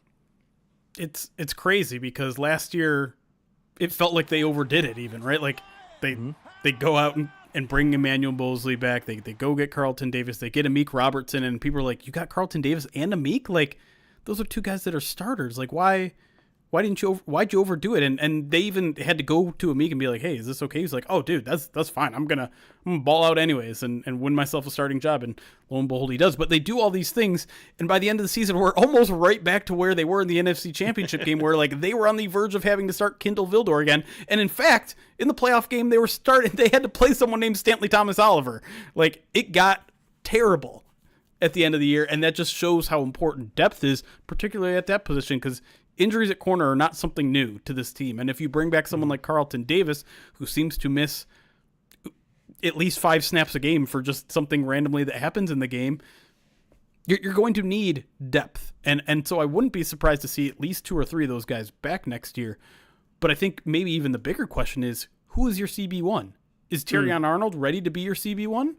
We don't know. I don't think we know. Maybe the Lions know. Amik Robertson balled out at the end of the year, but is that potable to a 17-game schedule to be CB1? Well, where do they want him? Do they want him back in the slot, or do they want him outside? Yeah. Where does Ennis Rakestraw? Yeah. Right. Rakestraw is a complete unknown at this point. We know at one point he was supposed to be the starting nickel, and then he got injured in the pregame warmups, and we kind of missed out on that opportunity. So maybe that's where his trajectory is, and that pushes Amik outside. And then maybe you do have your starting guys all signed right now. Maybe it's Amik and Terrion on the outside and Rakestraw on the inside. But one, that is a very unproven set of corners that you probably want to at least add one guy who can push for a starting job. Second of all, depth. So I'm with, I think we nailed the 3 biggest question marks roster-wise that this team has, because you feel good about where they are at running back. You feel where they're good at quarterback. Maybe, they need to add a wide receiver. The linebacking core is still pretty deep, even though a couple of those guys are up for re-signing as well. I think these 3, offensive, defensive line, and corner, are huge tent poles of the team that they need to figure out in the next 3 months. I was going to say that I think the thing about the defensive backs room, though, that I feel much different about going into this season than I did last year. Because, think about that 2023 offseason. It's C.J. Gardner-Johnson. It's Cam Sutton. It's Emmanuel Mosley the first time around. Mm-hmm. And none of it worked. Absolutely none of it worked. And everybody was out the door, basically, except for Mosley the next season. Well, at least the Lions are coming into this season with 3 guys who they know can be contributors, right? You're not starting from complete scratch, but I Yep. do think the biggest question is, do you have a number one guy? Do you have that guy? Because that guy is different. And I'll tell you what, I don't think that guy is in free agency. So I think it's Carlton Davis, or it's nobody. Like, I don't think it's Rizwell Douglas at 30 years old. I don't think it's DJ Reed, another guy who's real small. I mean, it's another 5'8" cornerback. Right. I don't know if that's the option. And also, that player's on the free market, right? Like, they're on the open market. It's a bidding war. I think the Lions really like Carlton Davis, and I think that they've seen enough to bring him back. It's just the cost and the price. I don't know where it's going to be. Like, that's. I know you're writing an article on Carlton Davis right now, and I don't know what he's going to cost, because there is the injury history. There's nothing you can point to that's like that spectacular CB1 play, but like, good starting cornerbacks are not cheap at all. Is it something you could see them still spending another significant draft pick on to get another young corner? Especially if you're looking at the bottom quarter of this first round. I just don't know if it makes a lot of sense. You have the young guys. Right. You spent a first round pick and a second round pick last year on guys. A guy that you get at 28 is not going to be a CB1 out of the gate, right? It doesn't solve your issue of not having a CB1. It just gives you another Terrion Arnold. Like, we'll see where you are in December. Yeah. And I guess that's still the question mark, is what's Terrion Arnold going to do in year 2? Yeah. Like, I thought he showed some great sign of improvement through the year, but CB1 is still a ways away from him to be that kind of shutdown guy. And CB can be temperamental like that. It's not a straight line. Like, we didn't really talk much about Sauce Gardner after his rookie year, even though he's perfectly fine. So I guess are we all in agreement on this next point here? Lions free agents who should be priority re-signing. Is it Carlton Davis? Is there even anyone else that's another option? I think there's 2 more. When we already talked about one being Zeitler, right? Yeah. Mm-hmm. And I think Derek Barnes. So I have Tim Patrick above Derek Barnes. Okay. Really? But is he the only person above Derek Barnes, you think? Yeah, I think so. Derek Barnes is another interesting one where it's like, has he played his way out of Detroit? Has he earned a big contract somewhere else?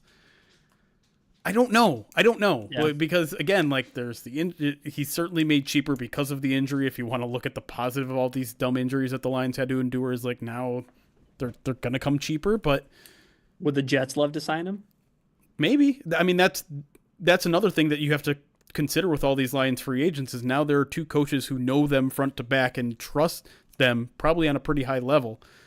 And so part of it is, do you want to continue to operate with a Sam linebacker, or do you want to kind of go the route of what they were doing the first 3 years and maybe kind of what they had to do when he wasn't around? So to me, it's also like, is there anyone that's going to value Derek Barnes as much as the Lions? And I feel like the only answer is maybe the New York Jets, because that's where his defensive coordinator is now. But I don't know. We'll see how much pull Kelvin Shepherd has as new defensive coordinator in that linebacker room. So it's not like the Jets are wasted in talent when it comes to defensive talent there. Like, I mentioned Sauce Gardner. Like, I never thought their problem was Quinn Williams. Like, they've got great talent already to work with over there. So I think it's more of a risk that, like, Ben Johnson could pick up something for the Bears. But I feel like the Jets, I don't know, we'll see when free agency rolls around, but my assumption is, like, that Aaron Glenn was probably brought in to, like, take a look at this defensive talent they have and make something more than what it was with Saleh, which is still a high bar. Right. But yeah. They may have good players, but they're not necessarily his players. I keep throwing it out there only because Jets fans keep asking me about this. Is Sauce Gardner is a guy who has a reputation. I'm not going to say whether it's true or not true because I don't watch enough of him to say, but he has a reputation of not being a willing tackler. And if you're under Aaron Glenn and you're a corner who's not a willing tackler, that's either going to change or you're going to leave. So what I'm hearing is Sauce Gardner could potentially be a trade target for the Detroit Lions. I didn't say it. But also absolutely not, because I can't imagine that Kelvin Shepherd wants corners who don't want to tackle either. Right. But I disagree my with that overall point assumption, being, but sure. but like part of what we've said about why Aaron Glenn was such a good hire for the Jets is that it's a culture rebuild, right? It's you are pulling down all of these terrible stigmas that follow the New York Jets, and you're starting anew. And a lot of times that means getting rid of players, whether they're talented or not, that don't fit your vision of what you want to do, and adding players that you do. And when you're doing that as an organization, you get players that you're comfortable with in terms of your character evaluation with. And that's why a guy like Derek Barnes, I think, could go to the New York Jets. All right. One last piece here. Who is getting the extensions? Who is the priority for these extensions? Are we list casting these extensions? Is that what we're going to do? Maybe. So, like, the focus is obviously... It's usually this cast is 5, but we've got 4 names here. We've got... So it's the 2023 or 2022? 2022. 2022 draft class. So Aiden, JMO, Kirby. Actually, I lied. There is 5. Rodrigo and Josh Pascal. Right. And so... The other like caveat here is that JMO and Aiden could have 5th-year options that move that decision down a year. Sure. But I think we're all in agreement. Like, it's probably going to happen with Aiden this offseason, right? Aiden's number 1 on this list cast for me, right? For sure. I don't think you bother with. I mean, you could do the 5th. I think that's what they did with Panay last year. It's like they give him the 5th-year option, but before it even kicks in, they're like, all right, let's just get a deal done. And they put it in there just in case while negotiating. Right. Yeah. Nothing personal, Aiden, but I'll exercise that 5th-year option, and I want to see that leg play football again.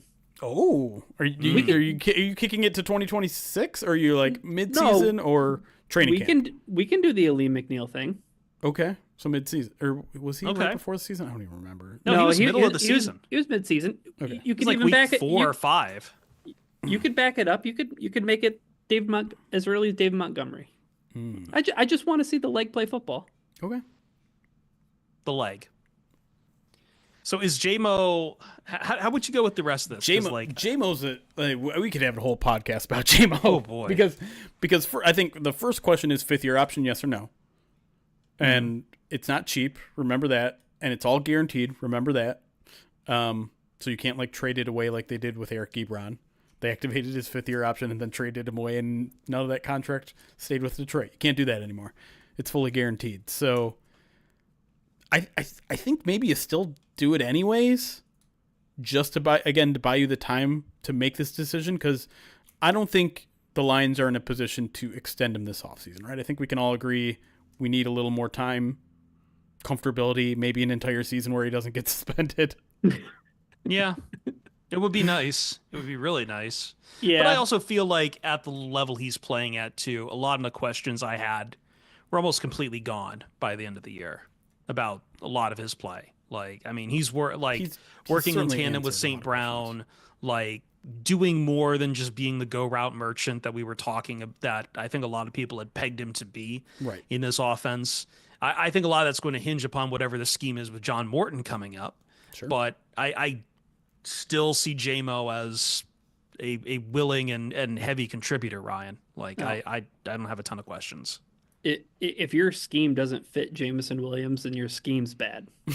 would be my response to that. I do agree, Jeremy. I think you want to see a year of him just be a normal running wide receiver. I know. I hate to say like laser focused on football, but just like no slip ups, like no bonehead mistakes, like show that maturity and growth, right? And go play ball and have fun, but like, and listen, that might cost him, right?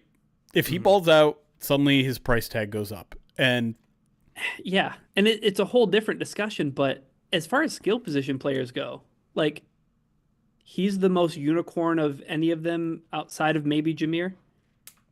Yeah, it is. And I think it's a fair debate between those two guys. Like, they're both difference makers. 100%. The tricky part for me is the surplus of wide receivers every single year in the draft. And that's going to make a very tough conversation, because he isn't the culture builder, the tone setter that Amon-Ra is, right? Amon-Ra was a layup extension. Not saying JMO... And he still has that chemistry with Goff that's going to continue on and on. Like, Amon-Ra is always good for 8+ catches. And I'm not saying JMO hasn't bought into the culture. I'm not saying JMO isn't a hard worker, but it's not quite the same. And I'm also not saying that you can find him a dime a dozen in the draft either. Certainly not with his speed.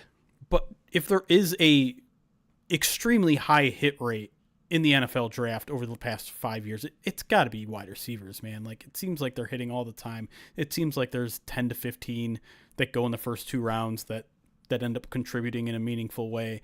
And so you're not going to get JMO. You're going to get someone different who provides their own skill sets.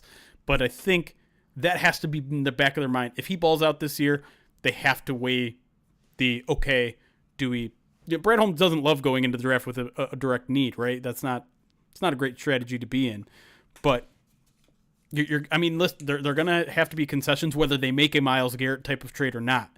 The belt's going to tighten here with the salary cap, even if it goes up. I see a lot of people saying, like, oh, you keep saying that the salary cap of these players go up, but none of you seem to mention that the salary cap also goes up. And no, we all understand that, but it's percentage-wise. It's going to constrict a little bit, and it's going to force you to make some uncomfortable decisions. I think JMO is one where we just don't have enough information right now. We got 3, and we've got to go fast on them, unfortunately. Kirby Joseph.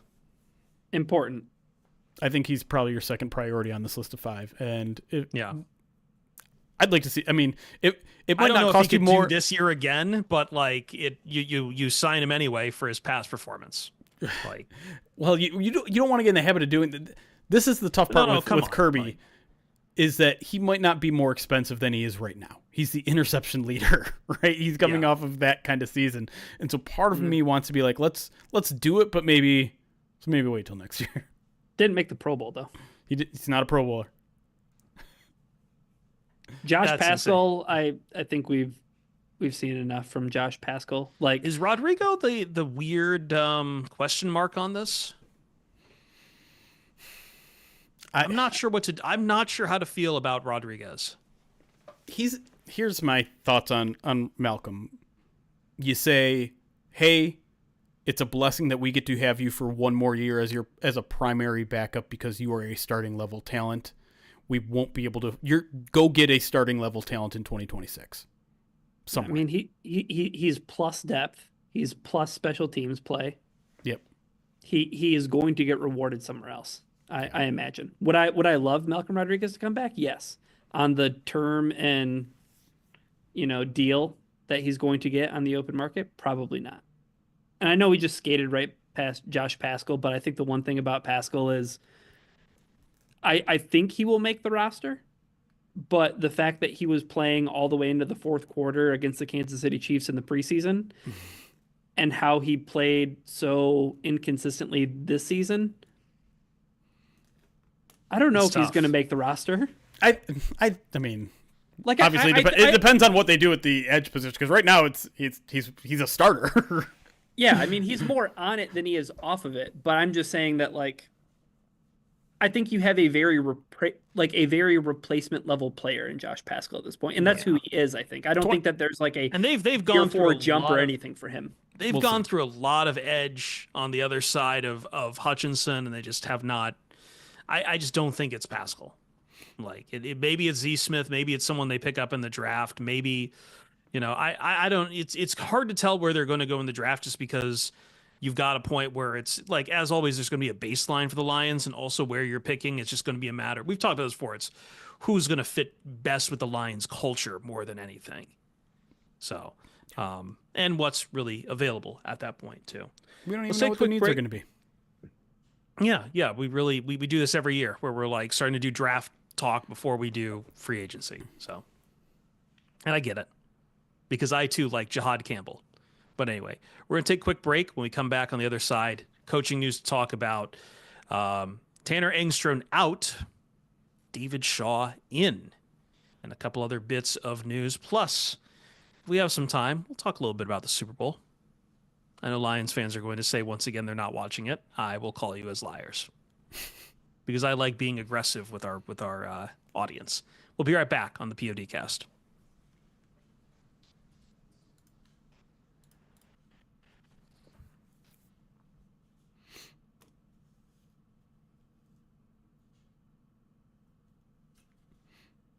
right. Real quick, Edward's asking about 2-point conversion statistics. So those are banked as like separate statistics. So if you throw an interception during a 2-point conversion, it will not show up it won't show up like on the box score interceptions or incompletions or touchdowns or anything like that. It's kind of kept as a separate statistic. Won't count as yardage, all that stuff. Anyways. Do we want to talk at all about Caleb Williams cosplaying as Neo at Ben Johnson's introductory press conference? Yes. Let me get to alerts real quick because there's only a couple of them. 306814, thank you for the follow. Chop Love, thank you for the follow. And Shredder's Rage, 18 months subscribed to the channel. Yeah. So there was kind of a tell-all of how Ben Johnson became the Bears head coach that was basically just recapping the intro presser and not much else.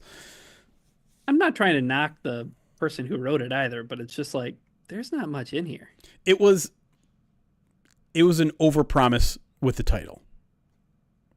It was a fine article, but it was What was it the title underdelivered. again? It's just like, I don't know. It was just, let me pull it up.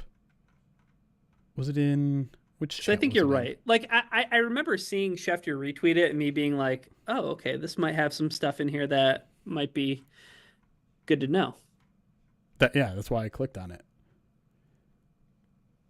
Tequila shots, a shocking loss, and a big contract inside the Bears' hiring of Ben Johnson.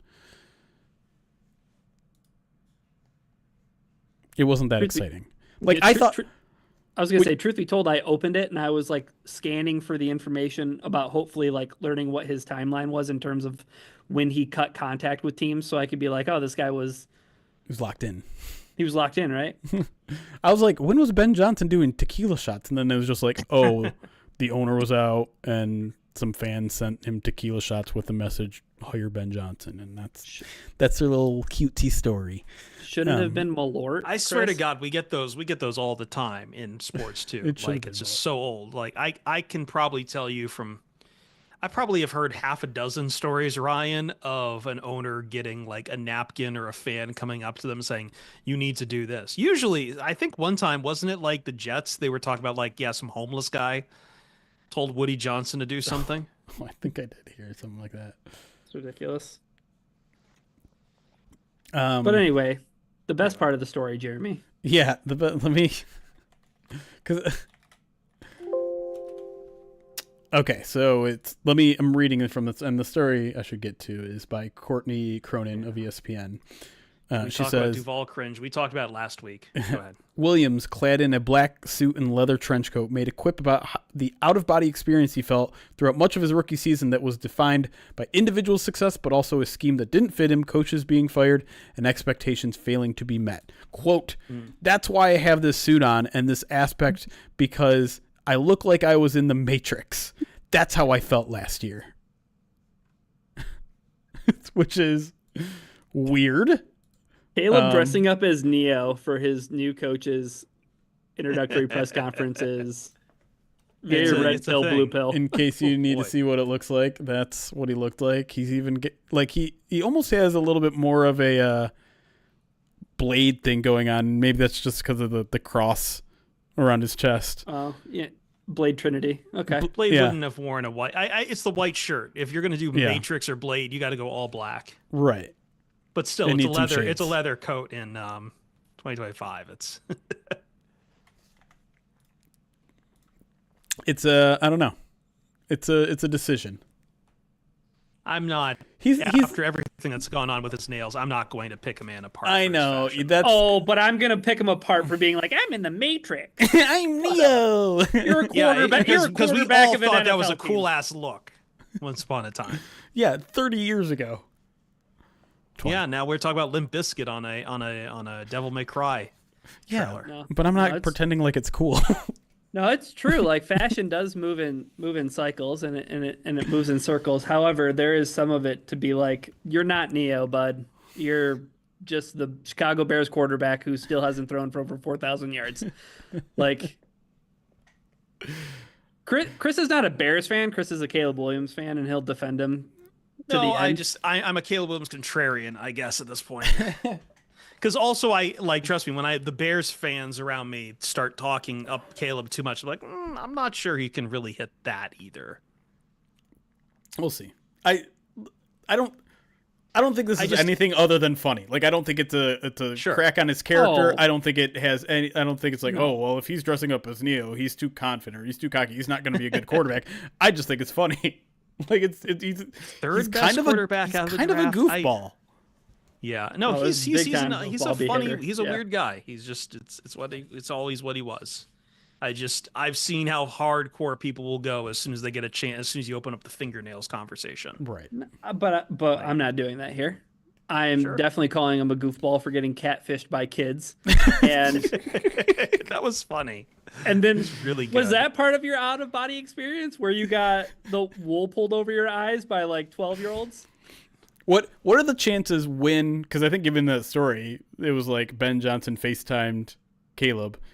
What are the chances that Ben Johnson made a quip about that? No, Caleb Williams probably made the quip 100%. It's like, oh, hey, it's actually not kids this time. Yeah. The question is who made it first. I wouldn't put it past Ben Johnson. Like, I think Ben Johnson is aware enough that he knows about that story first of all. I did see a great post. I think it was Blue Sky, so I don't want to call it a tweet, but it's basically like breaking Ben Johnson head coach to Chicago scuttled after Caleb Williams says, "I'm not falling for that shit again." I think just thinking about that incident makes me think about the St. Brown podcast, which led me to think about the interview they did with Craig Reynolds, where like Craig Reynolds was like, I hated Amon-Ra St. Brown for like the majority of his rookie year. He's like he has a silver hair.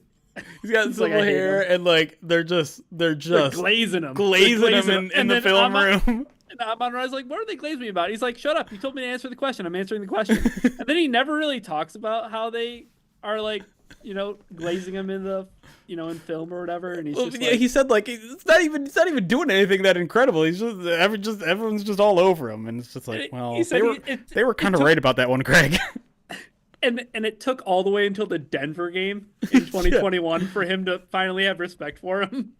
But like at the same time, I'm a little bit on Craig's side, especially when he's like, hey, this guy just keeps talking about all the draft picks that were taken in front of him. Like, we get it, dude. We get it. Yeah. Like I can see why people would be annoyed by him. Like he's antagonistic also, right? Like I don't think anyone would deny that, right? Like he can be antagonistic. Like he's not in your face and he's not trash talking as much, but he's definitely antagonistic. Like he does other people's celebrations all the time. Yeah. He does. And that's why everyone does his celebrations against him when they win. Like I know there were Washington people in the locker room doing like the little Oh yeah.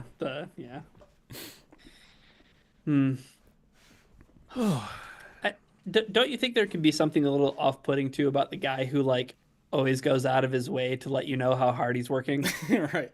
Absolutely. That's my worst. He doesn't do it like JJ Watt did it. Like he's not constantly posting workout videos and things like that. No, the only time he ever did that was draft nights. Night. Yeah, where he's catching jugs. And at that point, nobody knows who Amon-Ra is besides the USC psychos like me. Right, but that continued into his rookie year where like a lot of the stories was like he catches this many balls on the jug it's the list of wide receivers. He's got, he knows everyone who went in front of him, but that's kind of, I feel like that's mellowed down now that he's after like Hard Knocks. It's like it stopped. Yeah, but I don't know. It's the tweet though, right? Yeah. Chris, it's about like that's who wide receivers are. Yeah. Here's the thing. I don't think the honeymoon has really ended ever at any point for Amon-Ra. So we've never seen if he might do the, the enemy speaks softly and carries a knife kind of shit. Like it's never gone sour for St. Brown at any point. Yeah. I'd be hard pressed to think that would ever get public while he's playing for the Lions and Dan Campbell and Sure, Brad and Holmes. I do Otherwise, something think- really wrong happened. I also do think he does have at least a nice outlet for a lot of energy now with his brother on the podcast. Sure. I think that diffuses. We can joke about these guys having podcasts all we want, but I think it diffuses it and lets him direct any kind of like anger that he might have towards trash talking his brother. That's it. We got to get JMO a podcast. Does he have a brother that plays football? Just get him to get everything out on a podcast. Tell Amon-Ra that should have been part of his contract. Like part of your contract that you're getting this extension, like you have to have JMO as a guest like this Weekly? many times. Like I mean, you saw how hard it was to finally get him in the room, right? It took him like 2 years of the podcast to finally get him on. I know. I mean, it could be a Pat That's- McAfee situation, like with AJ Hawk. Like you don't even have to say anything, JMO. You just Just sit there with a Just cigar. sit there. yeah. Giant head, yeah. All right. If we're gonna jump back into this, I want to go make a drink real quick. Okay. But I'll see read if off we got some anything comments else and to cover. stuff. Yeah, I'll be right back. Let's see, where's that recipe again? Total dork. 1 ounce, 1 ounce, 1 ounce. Chat's been a little quiet. I feel like starting to feel some off-season effects with our audience a little bit. What else are you guys doing on a Monday night? Ain't no sports on? Are we watching college basketball? Pistons. Are they on tonight? Stones are on 7 minutes, yeah, back to back. I was gonna say, felt like they just played. Bringing the Hawks in. Gonna go to a Big game? game. Big game. What? You gonna go to a game? Yeah, I went to one already. Nice. They win. Yeah. Or you bad luck? Wait, we didn't go to the same game, did we? I don't think so. Because you went to a game, right? I did. Trailblazers. They beat them. Oh, okay. Yeah, no. I went to the game where they played the Timberwolves, which was the game that... Oh, no. Aaron Glenn was at the Trailblazers game, right? Yes. Yeah. I felt like there was somebody that the night that I went. It was the Monday of their bye week in the playoffs. Okay. This... no, I don't think anybody was there then because I went the Saturday before the Vikings game. But it was pretty cool being down in Detroit because the Pistons were playing the Minnesota Timberwolves and they were playing the that's Minnesota right. Vikings the next day. So there were a bunch of Vikings fans like out and about Yeah. that were kind of double dipping because they got there early. Sure. On Yeah, Saturday. that makes sense. And they lost both games. The energy was palpable, I imagine. Suck to suck. No. I thought you were going to say succulent. Don't do it. No. Nope. Yeah, Detroit, thank you for the 65 months, which gives us at least a little bit of a clue for how long we've been streaming. That's at least 5 years, five and a half. And we probably were streaming for maybe a half a year before we were even partnered. Yeah. So I think it's probably been at least 6 years since we've been streaming. So 2019-ish. Which would make sense. That's about what we were thinking.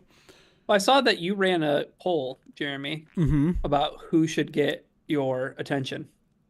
Yes. Red Wings or Pistons, right? How'd that go? 58% said, you want to take a guess? 58-42. Pistons. Wrong. Really? Yeah. Wow, I'm kind of surprised by that.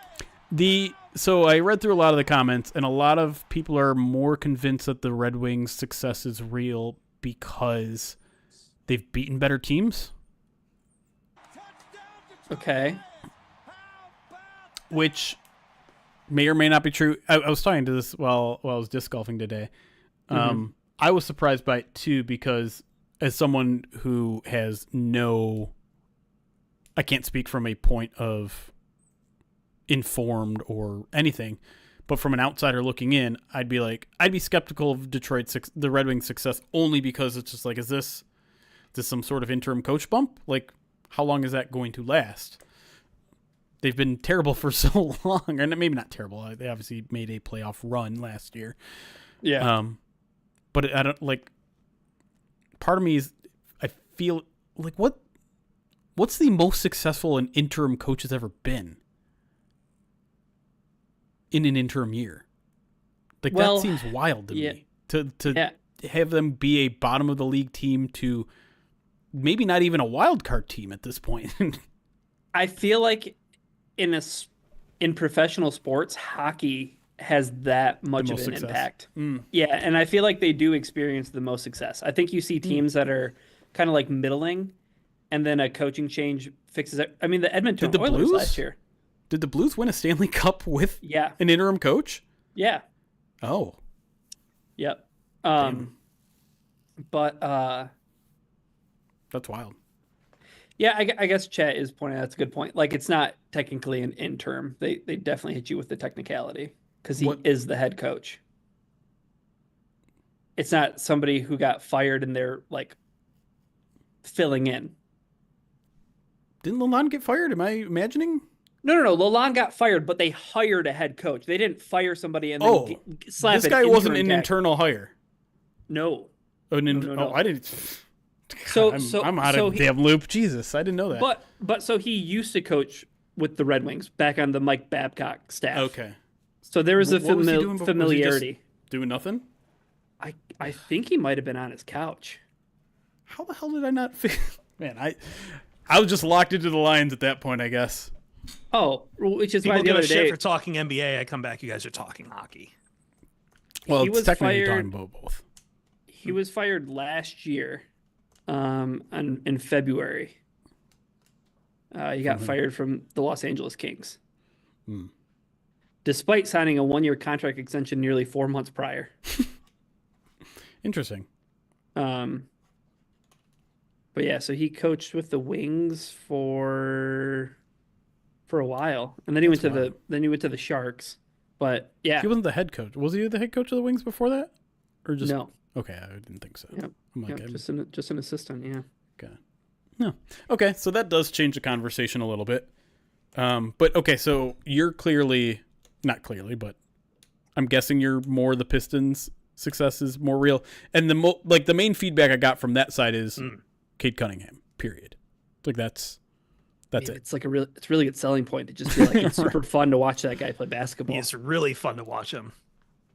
Like, I feel like if he was at another market and not Detroit, like, we'd be talking about Cade as like young future face for the league kind of stuff. Like, just that damn good. Yeah, like unfortunately, it probably would happen, and I wouldn't have wanted it to. But say that Luka Doncic and his availability was made league wide. Mm-hmm. I have a feeling that the Pistons would offer like Cade and draft picks to get Luka Doncic, even though I would never want them to do that. But that's why Mavericks fans, I think, are so torn up because like Luka was their guy. Right. And it's like we want to win a championship with that guy, and it's like that's how I feel with Cade because you saw, for 3 years him just have to wallow in just absolute misery, and it's like he signed the extension and he wanted to be here, and it's not just losing their guy. It's the kind of dread that you're like, it's hard to get your guy to start with. And now, like, you're not going to probably get that guy again for a very long time. If ever.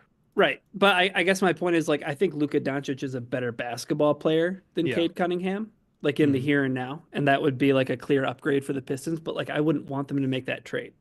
Yeah.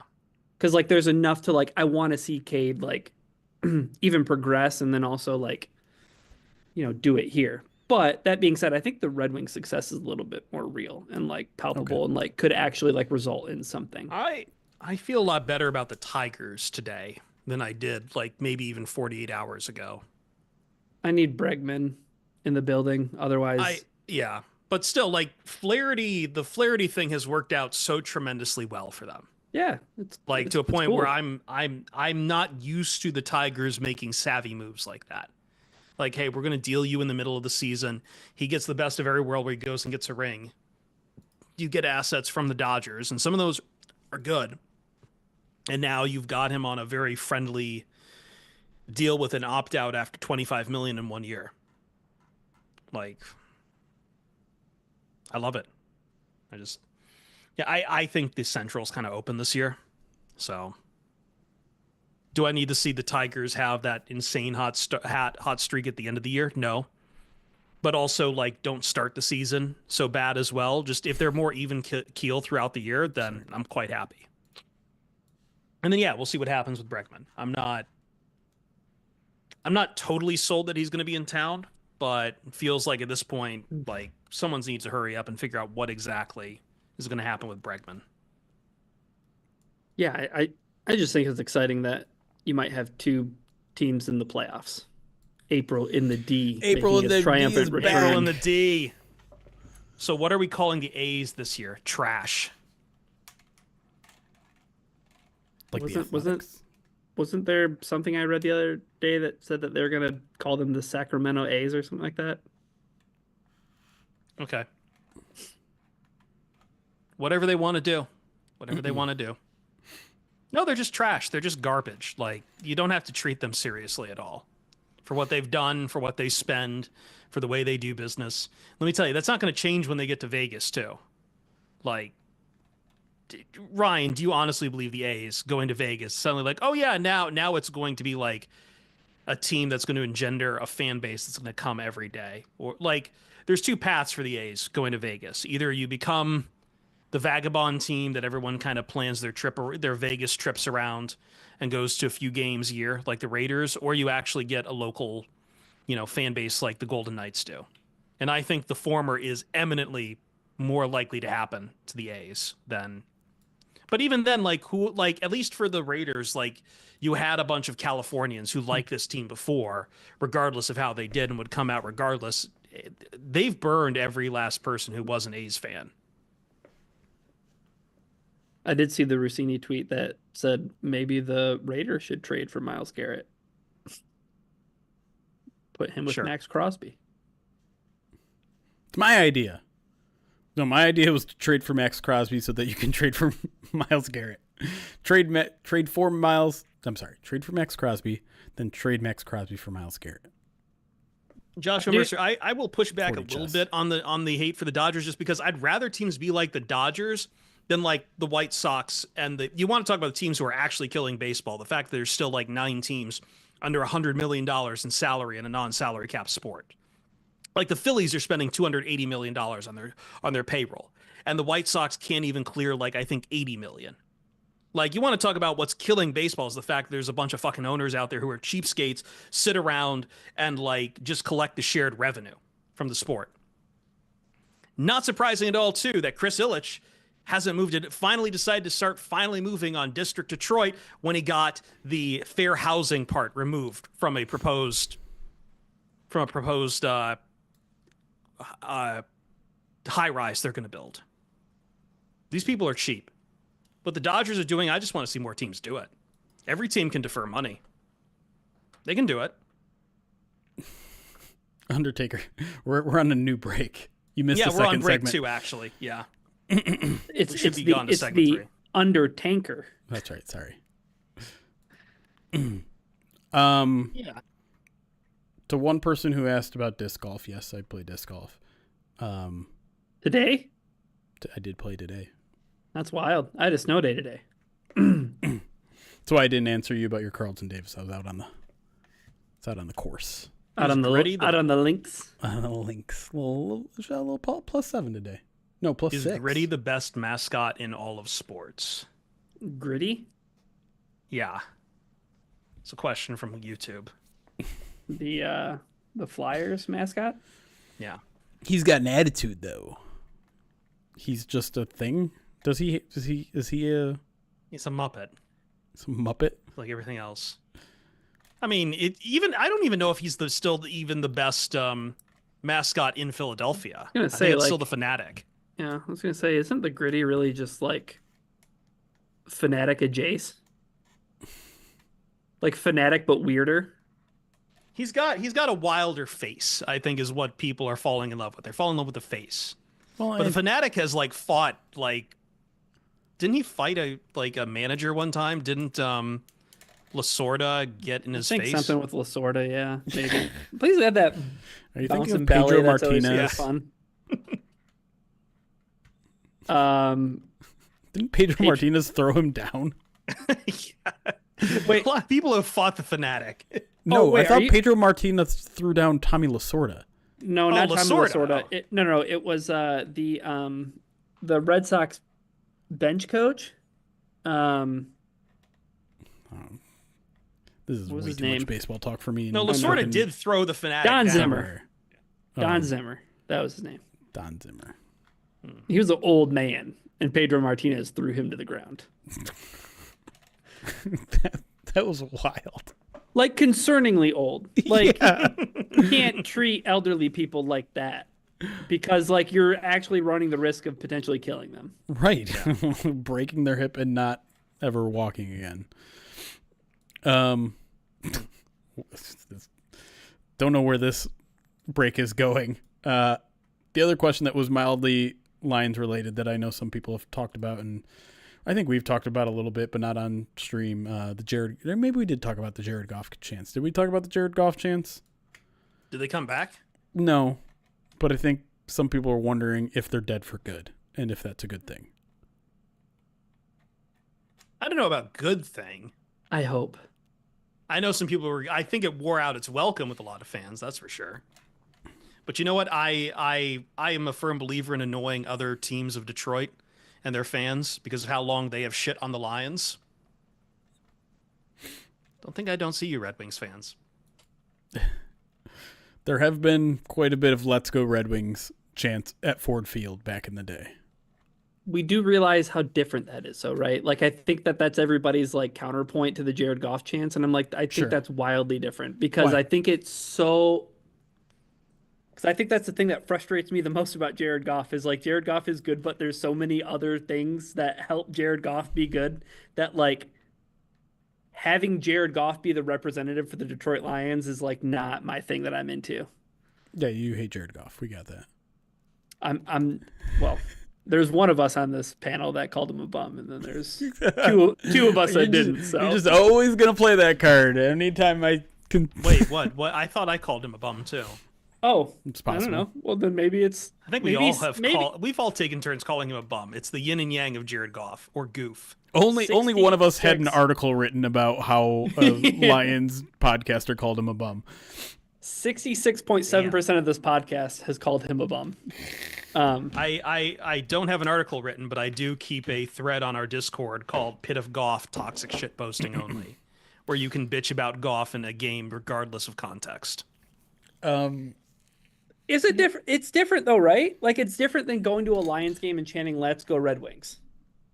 I guess, but Like Cade Cunningham is like out dueling Anthony Edwards at the Timberwolves Pistons game I go to, and there's Jared Goff chants. I Right. get it. Like the Vikings game was the next day. I get it, but like, I don't know. It feels tone deaf yeah, I mean, because it's like that's not what's happening here right now. right. But it was at the time, right? It was, but this was also like a year after it had already been a Yes. thing, which I think somebody in our Slack like best explained it. It's like it's just like an overused meme at this point. It's your aunt and uncle got a hold of the Office gifts. Yeah, that's a It's good kind of point. hard to do it after he threw The multiple interceptions Right. in a very big playoff right, game. which I is think, why I think that's a people big think it might part, be dead. yeah. But Yeah. as it pertains to last year, I think part of it too was just like Pistons sucked and the Red Wings sucked. Like it was an outlet to be like, hey, let's all band together about something good that's happening. Right. And But now- now they don't suck. Right, and I don't know if they'd be happening or not if the Lions went a little bit further. If the Lions were in the Super Bowl, it'd still be happening. Like there's no question. And Yeah. that might be mildly annoying considering that the Red Wings and the Pistons have turned things around, but also it speaks to what we've been saying for decades, which is if the Lions ever figured things out, they run the town. Yeah. Apparently Rams are seeking a trade partner for Cooper Kupp. According to who? Well, I just saw it on Blue Sky, and because there's not a lot of people on there for Blue Sky yet, it is. Who'd you see it from on? I'm Oh, it assuming was from someone. Cooper Kupp. Cooper Kupp According to tweeted. Lord Goofa.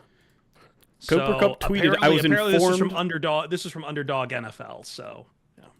Cooper Kupp tweeted, maybe he's on Blue Sky too, but he tweeted, "I was informed that the team will be seeking a trade immediately and will be working with me and my family to find the right place to continue competing for championships. I don't agree with the decision and always believed it was going to begin and end in LA. Still, if there's one thing that I have learned over the years, there are so many things that are out of your control, but it's how you respond to those things that will that you will look back on and remember. I've taken so much pride in playing alongside my teammates in the LA community, so thank you for embracing my family and making this such a special place for us. 2024 began with one of the best training camps of my career. Preparations now start for 2025. Highly motivated and healthy as ever. Looking forward to playing elite football for years to come. Love you guys. Best shape of his life. Best shape of his life. He's 32. Interesting. No thanks. If if that's a question. Open box special, Jeremy. Also, according to Mike Garafolo, Cooper Kupp is due $20 million in 2025. A $7.5 million roster bonus payable in March, fully guaranteed, and a $12.5 million base salary. So it's $20 million. So $12.5 million base salary plus a $7.5 roster bonus that's fully guaranteed.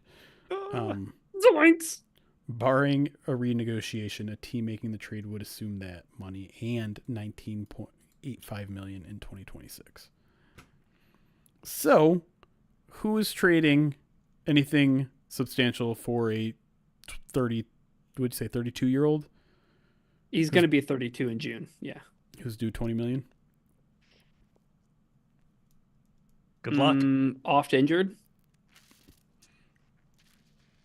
Former Ram. It's going to cut him. They're going to Brett cut him. Holmes. They're Brett gonna Holmes. cut him. Stop it. Brett Holmes. Stop it. Stop it. Tim Patrick replacement.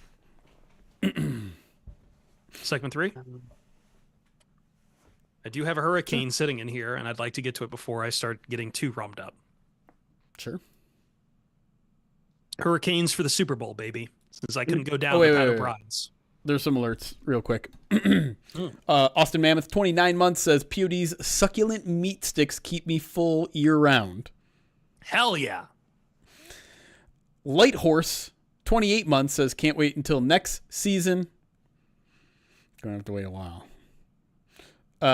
Josh Mercer, I don't know why I called you Josh. That was weird. That didn't feel right. Joshua Mercer, 100 bits, says Jaden Ivey gets back in a few weeks too, right? I hope so. Is he on the Aiden Hutchinson track? Is that what we're doing? That was if the Pistons can get to the NBA championship, maybe Jaden Ivey will play. Oh my God. I hate my life. Like I do. I hate. He did only break his fibula. There you It wasn't everything. go. Nick the Greek 100 bit says, has anyone ever considered whether we should trade Taylor Decker before? Just came to me in a stroke of genius. Thoughts? Wait, trade Taylor Decker? Yeah. Why haven't I ever thought of this? I saw someone, and I'm not trying to call them out because everyone wants to come up with the trade terms to land Myles Garrett, but someone's like, hey, what about a first and Taylor Decker? I'm like, that's not even close. Not like that's. I don't even know if Taylor Decker is a positive in that case. And it's nothing against Taylor Decker, but trading a 30-plus-year-old left tackle to a team that's clearly rebooting because they're trading away their best player is not a move they want to make. Maybe we have found the exact analogy for trading Luka Doncic. Myles Garrett, the Los Angeles Lakers, for Taylor Decker, and a first-round pick. First-round pick. Isn't it funny that after all this stuff, NBA stomping all over Super Bowl week with these trades, and now within this 24-hour period, we've gotten Myles Garrett and Cooper Kupp. Roger Goodell had a gun to Myles Garrett's back as he wrote that. It's like, we're going to bring the focus back to the NFL, and it starts with you, Myles. And Shredder's Rage, thank you for the 19 months subscribed on Twitch. We're caught up. We're ready to get back into our final segment. That's right. A 3-segment podcast in the doldrums of the offseason when literally nothing is going on. It's not the doldrums yet. Miles. It Thanks, is Myles not the Garrett. doldrums yet. In this economy? $10 for eggs. Thanks, Trump.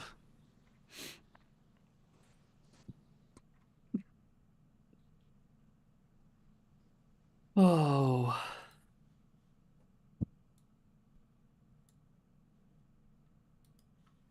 wrapping up the Pride of Detroit POD cast, and we're going to start with talking about some coaching news that we've had because our last podcast was all about coaching, and it's going to continue. It is a bit of a surprising move. I did not think I knew that the offensive staff would be kind of stripped down to the studs, Jeremy. I know we started to get the sinking feeling last week that Tanner Engstrand was maybe had put himself out there a little bit too much, and sure enough, he goes with Aaron Glenn to become the Jets offensive coordinator. So we kind of had some suspicions when it came to it just because John Morton had come in and we had all the rumors about it. I think it was still a rumor last time we did the podcast. And so it's like, okay, what's this mean with Tanner Engstrand being passed over? Maybe passing game coordinator will be enough for him. No, it's not. So out he goes, and in comes former Stanford Cardinal coach David Shaw as the latest passing game coordinator for the Detroit Lions. Hashtag coming home. Yep. That's right. He had worked with John Morton before. I'm sorry. What else? He's a Michigan native. He is a Michigan native, I believe, from Rochester Adams High School. Not too far from where John Morton played high school football for the Avondale Jackets. Hold on. Is this right? Yeah. Michigan okay. Historical. Yeah. I'm not saying this is good or bad. This just the whole way the offensive staff shook out, and it's not done, right? Like there's still a lot of moving parts that need to fill out, but it was pretty unexpected for me. I think we were looking at what the Lions were doing with their coaching staff and thinking they've done a pretty good job building succession plans internally. You know, you have Kelvin Shepherd on the defensive side, you have Tanner Engstrand on the offensive side, and it fits their culture of everything they do from their roster to their coaching staff, which is develop from within, promote from within, and like just continue to build. And I don't have any insight as to why they passed on Tanner Engstrand.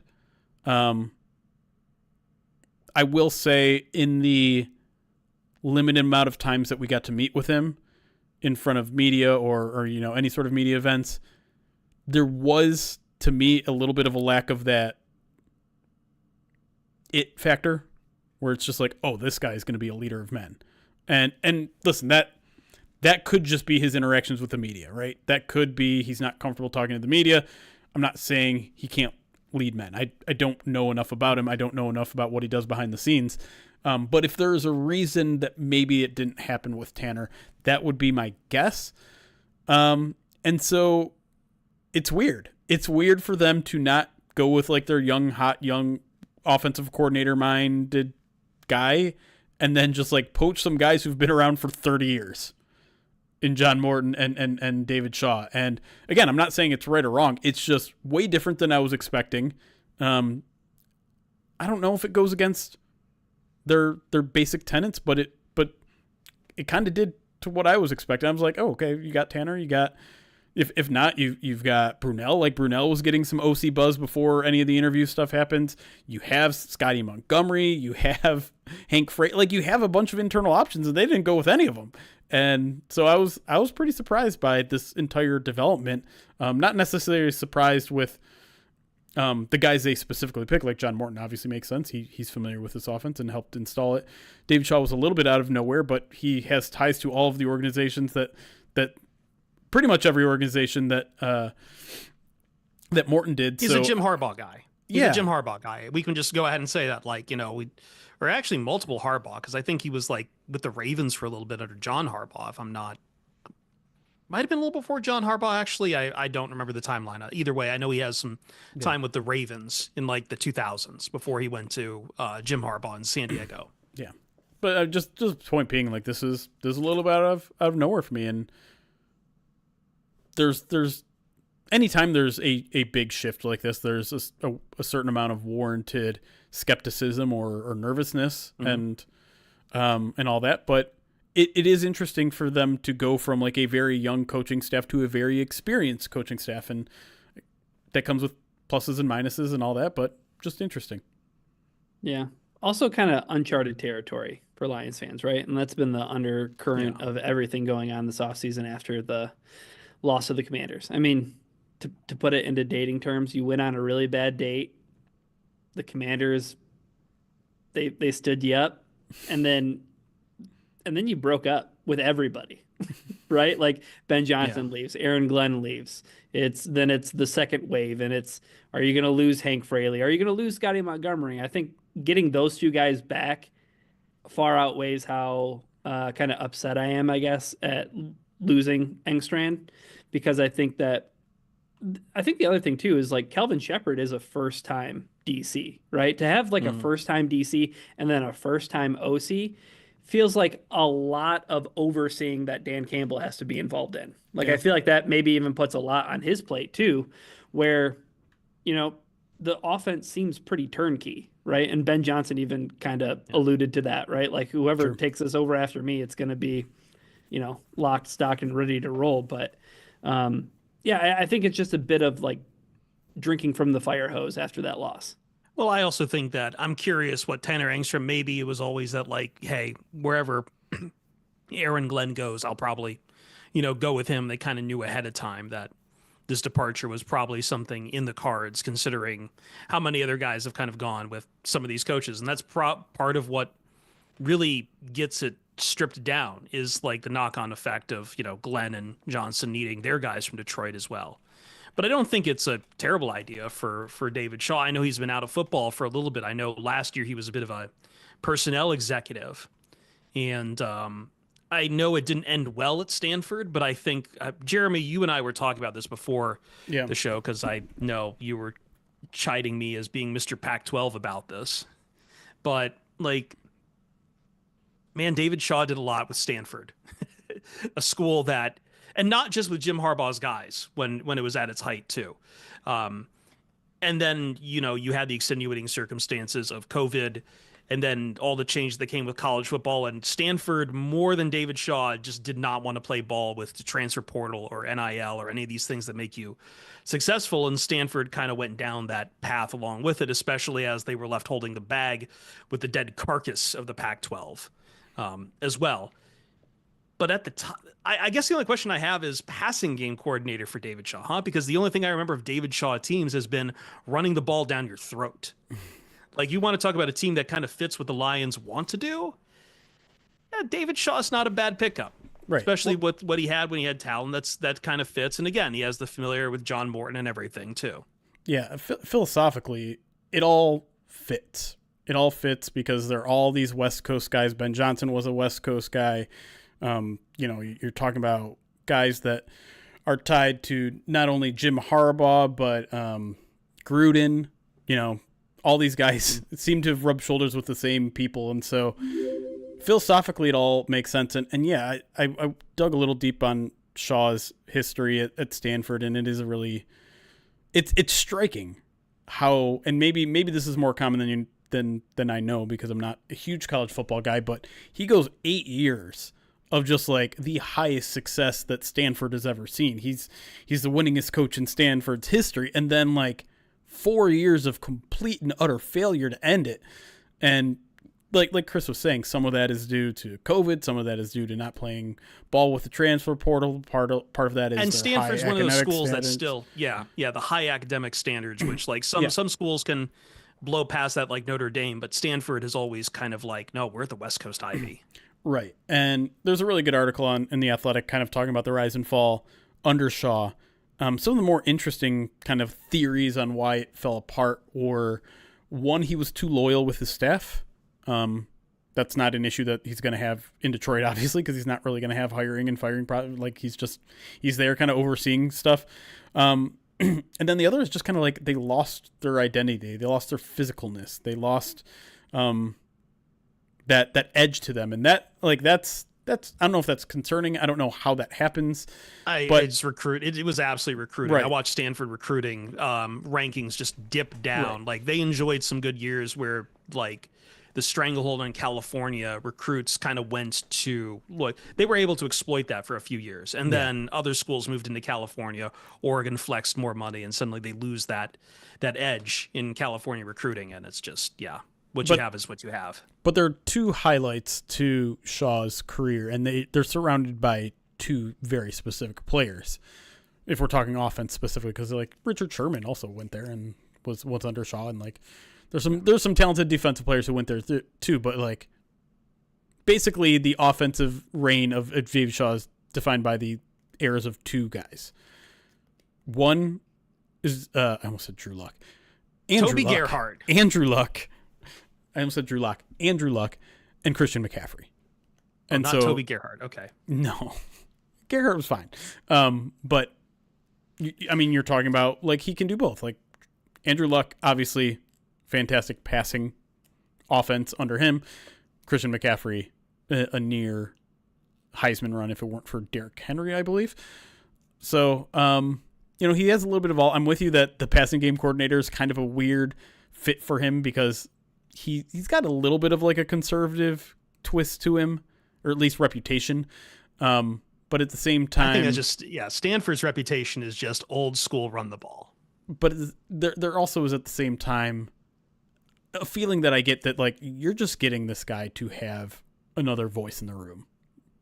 You're getting this guy to be an offensive assistant who's been around for a crap ton of years and can work well with your offensive coordinator, who he has experience with going back to the Oakland Raiders, right? So, I mean, I think, especially too, that the big concern everybody had with John Morton, right, was like, pass happy, throwing the ball too much, right? Right. And it's like, okay, so you get another a veteran voice, yang. to come in there and, as your pass game coordinator, who's telling you to run the ball.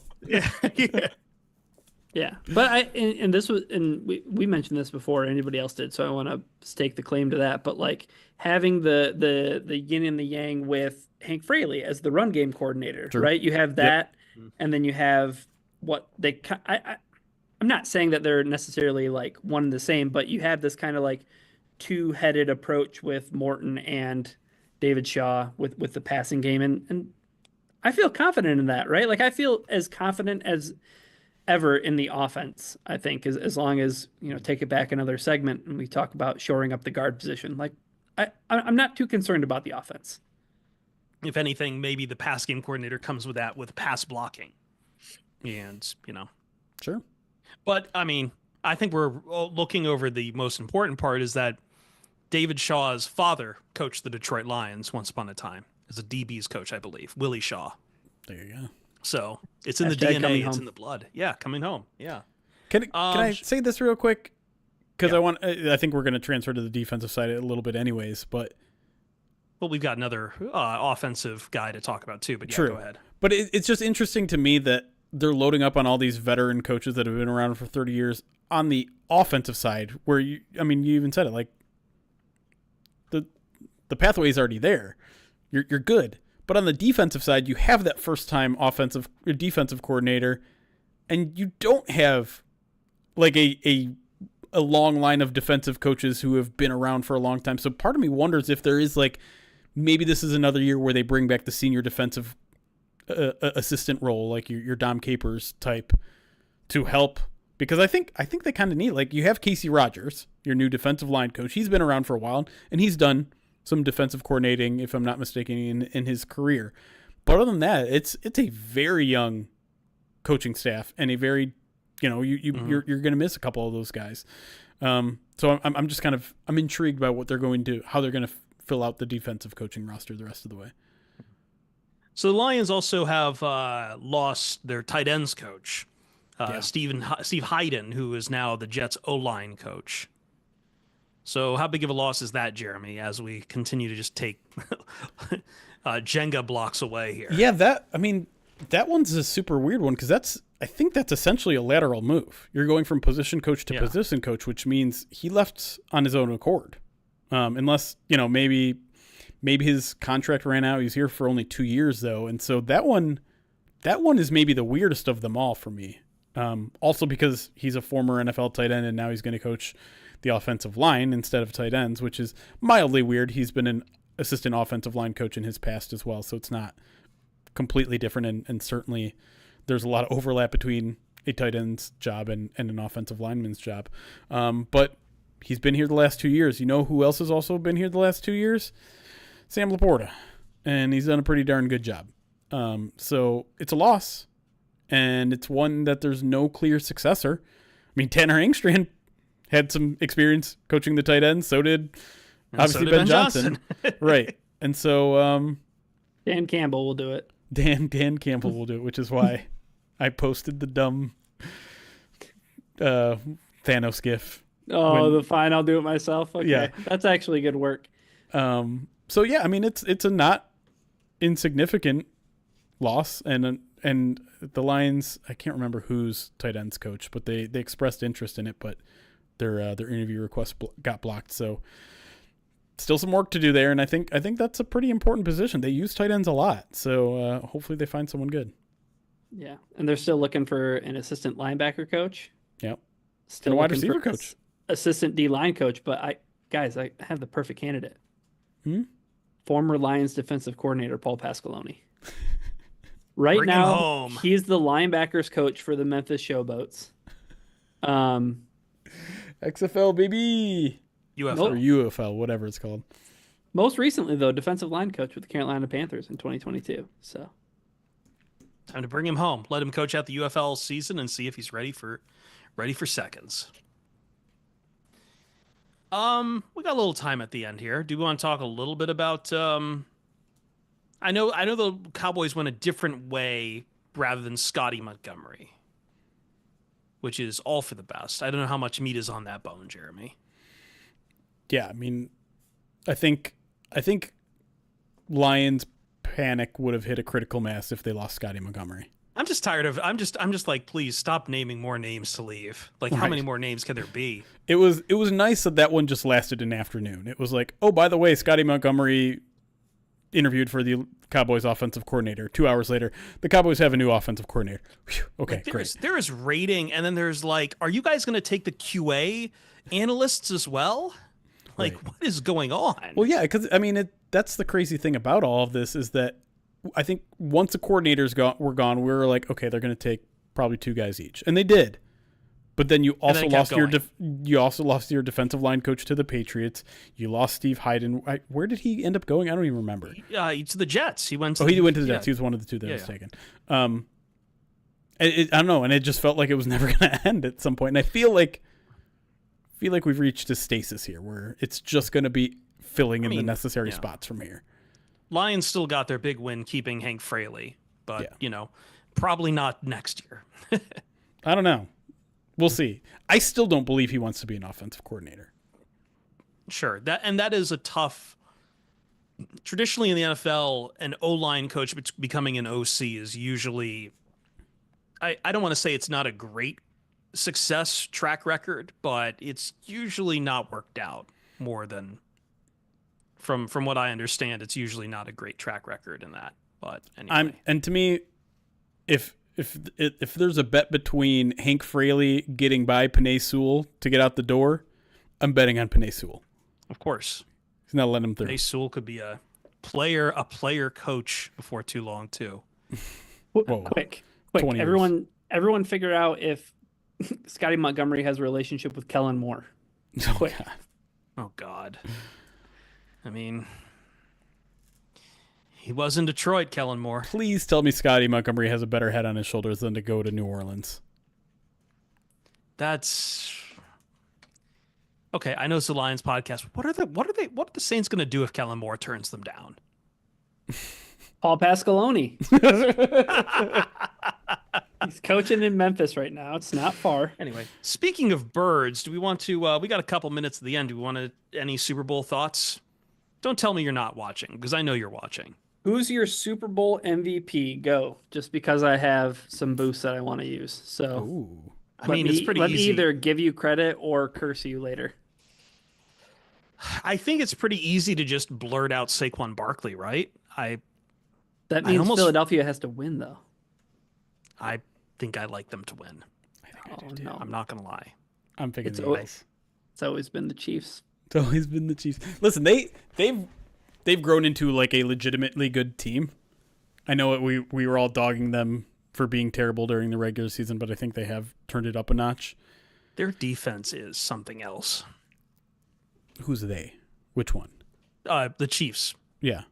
Their defense, like that pressure, like that's the one thing that gives me pause. Like if like because the Eagles like to control the tempo of the game, and if they get out to a start early, like that could be already kind of game over. But if they have to throw from behind, like Jalen Hurts looked good a couple weeks ago, but now we're talking about a Steve Spagnuolo blitz, which seemingly has confounded everyone. Good run game is a nice antidote to a blitz. It's true. I think Andy Reid is a great antidote for Nick Sirianni. So, yeah, you and No, Eric stop. have We were gonna mute you. You and Eric have been riding the Sirianni's a train wreck waiting to happen, and it hasn't happened yet. And Half I'm of sorry, Philadelphia agrees with them, though. That's the thing. It's pulling into the station, Jeremy. It's a perfect amount of chaos that has just kept things calm somehow. It is just like it is. It's incredible. It's an enigma. It doesn't make any sense, but it's working, and it has worked in the past. Like it's this team was in the Super Bowl 2 years ago. Yep. Who they lose to? I don't remember. Well, now that's the thing is like 2 years ago they had Kenneth Gainwell and like Boston Scott. Like now they've got Saquon Barkley. The big question is, I think, versus that 2 years ago is, can Jalen Hurts play at a quarterback level to win a Super Bowl for you? Because he clearly hasn't been playing at that level this year.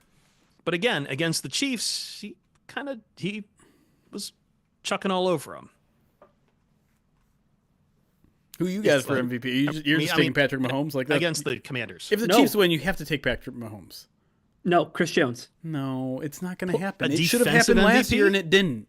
Whoa, hold on, guys. Hold on. Let's not act like there's never been defensive players who have won MVP in the Super Bowl, and also just like random players. What are you going to pull, like the 2003 Ravens? No, 20 years ago? I was going to say the 2002 Tampa Bay Buccaneers. Yeah, come on. No, but there's a recent one in the Seahawks when they won the Super Bowl. It wasn't one of the guys that you would assume from like the Legion of Boom. It wasn't Bobby Wagner, was it? Nope, it was Malcolm Smith. That's right. God, middle linebacker. What year was that? 2013. That was when they blew up the Broncos. Oh, okay. Yep. So look, it could happen. No one watched that Super Bowl after halftime. But also the thing that was funny though, and we all learned in the 2021 Super Bowl with the Bengals and the Rams, was that the Super Bowl MVP gets voted on like after the third quarter. Yeah, like halfway through the fourth. Yeah, which is because that's why we didn't get a. Yeah, that's why we didn't get into overtime last year. Yeah. Yeah. Now they do have like a backup pick in case like the team that isn't winning and the best player on that team, whatever. But like, how we get for all on intents this and purposes, yeah. How we get onto this all on your gambling picks? I told you I wanted Super Bowl MVPs from both of you guys so I could place a bet. Saquon would have been my pick. Would have been my pick too. If we're like, let me power rank quick like 4. Okay. Saquon Barkley. Okay. Patrick Mahomes. Okay. Jalen Hurts. AJ Brown. No Travis Kelce, huh? No. Depends how he can be 5. I'd put Jones above AJ Brown, but like Travis Kelce would be pretty close too. Seriously. I think Devonta Smith might be a sneaky guy. He has longer odds than any of the other like Travis Kelce, AJ Brown. Yeah. Xavier Worthy even has higher odds than or better odds than Devonta Smith. So who are you actually rooting for? Not just who you want to see, who you think is going to win. I don't care who wins, truthfully, but I think the Chiefs are going to win. I've got the what's his name with the NFL hat? Rob Lowe. I've got the Rob Lowe NFL logo on right now. But also go Birds. Here's where I'm torn. I don't hate the Chiefs like everyone hates the Chiefs at all. I think the Chiefs are actually still incredibly likable. What if something happens in this game though? What if there is like a egregious refereeing call? Don't care. Okay. Don't care. Officiating, stop crying about officiating. Everyone stop crying. I freaking hate it. Everyone has to deal with it. Everyone has scars. Shut up. Deal with it. There's no conspiracy. It's wild that people think there's a conspiracy and like truly believe it. If you want to believe it just for funsies, great. But shut up about it. Patrick Mahomes is great. Travis Kelce is fun. Chris Smith is incredible to watch. Chris Jones, Jesus. Been around the lines too much. There's a Chris Smith there. There's Chris Smith who plays defensive line. Yeah, right? Yeah. And I just can't root for anything Philly. I just can't. My body will reject it. And so I know I'll be rooting for the Chiefs, but because I think the Eagles are going to win, I'm also going to be rooting to be right. And I hate being wrong. So that's going to make it a really challenging Sunday for me. Well, that's why I definitely want the Eagles to lose, because I want to, whether or not it's true, Nick Sirianni is to blame. You know what? If the Eagles lose, it's going to be Kellen Moore was too distracted by the Saints job. There you go. No. You're thinking about this wrong. You were thinking about this wrong, and we can look to the last Eagles Super Bowl for how, if you really want to get rid of Nick Sirianni, they have to win a Super Bowl. And then the next 2 years, then you can fire him. Because as we've learned from watching the Eagles all these years, winning the Super Bowl did not protect Doug Peterson at all. And there's only so much you can do about a Super Bowl hangover. Wow. I don't enjoy seeing Nick Sirianni happy. Does that make me a bad person? But even if he wins the Super Bowl, I don't think he's going to be happy. That's the key. No, but he will. No, he won't. Yes, he will. He's go never on a been drunk happy about bender anything in the in his streets life. of Philadelphia, or I guess New Orleans. Yeah, and he'll pick a fight with people. Yeah. That's fine, though, because he's got Big Dom. He's got security. He's just going to be punching people on Bourbon Street. Good. No, not good. F that guy. Go Birds. Go Birds. Give me chaos. Nick Sirianni's going to eating have horse poop again. Oh gosh, no. Nick Sirianni's going to have something in common with the man who lost the Royal Rumble this year. Did you just try to pull a John Cena to end our podcast again? Like I tried to smash cut. I tried to smash cut it. No, I'm not doing that. That's too much editing for me. I'm not even doing the Rock God thing anymore. Goodbye, everyone. We'll see you Starside. Oh, I lost my name. Recording stopped. His name is. He kind of turned heel after the Rumble too. John Cena did? Yeah, like What in a did he very do? in a very John Cena way. He did. He hugged the guy got who up, won. No. So in his press conference afterwards, I can't believe there are press conferences. What do you mean? It's where, That like, some hasn't of the always best been a promos thing. happen. It has been a thing. Like Not always. for, like Like fucking what's his name? The guy who's That's a good point. after passed. who? Fireflies. Bray Wyatt? Bray Wyatt like flipped a table, didn't he? Maybe. Like I don't know. It's kind of like a. No. I remember because when it was the Wyatt clan or whatever, they had like there's that gif of him where he's laughing and then he just like flicks the mic away, gets up, and the guy in the mask flips the table. Oh yeah, I don't know if I've seen that one, but they've definitely been doing press conferences for like big events, pay-per-views. Yeah, that was the other thing. I didn't realize there's no longer pay-per-views. That was on Peacock. Yeah, so that's kind of like what they do now. Yeah, like if you had Peacock, then you get the pay-per-views. Oh, Joshua Mercer, what are we gonna do with you, buddy? Is he giving bits? He's full in on the Chiefs controversy. You're too lost, my friend. Did you hear Valenti's rant about it or no? No. It's part of my it's part of my awful algorithm, but 97.1 pops up every once in a while I'm doom scrolling through Instagram Reels because I'm 34 almost. But he likened it to professional wrestling. And he did the whole connect the dots thing on the referee who spotted the ball is from Kansas City. But Stop. But he's a Ravens fan, so he found a way to like screw the Bills. No, shut up! Oh my God, This is too much. This is way too much Pepe Silva for me. There's already too much. I think I'm like overly sensitive to conspiracy theorists out there because they've been fucking ruining this country for 20 years. But no, everyone went into that AFC Championship game already decided that the rest were going to win it in the Chiefs' favor. And so everything that happened, they only saw through that lens, and it's total BS.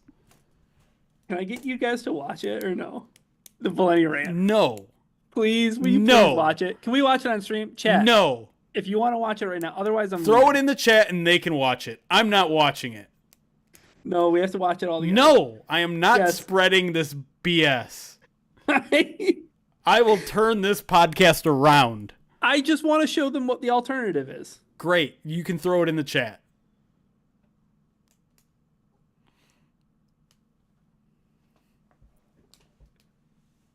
Where is it? I gotta find it. You couldn't mute me if you tried, chat. I run this joint. I don't know what you're trying to do here, but I'm not going to play it. Oh man, just like the beginning of it is like it completely sets hurricane. the tone. All right, here we go. I'm putting it in chat. Yeah, I think it should be a mutiny, folks. Yeah. Good luck. Come over to No Decaf tomorrow. We'll play it in its full.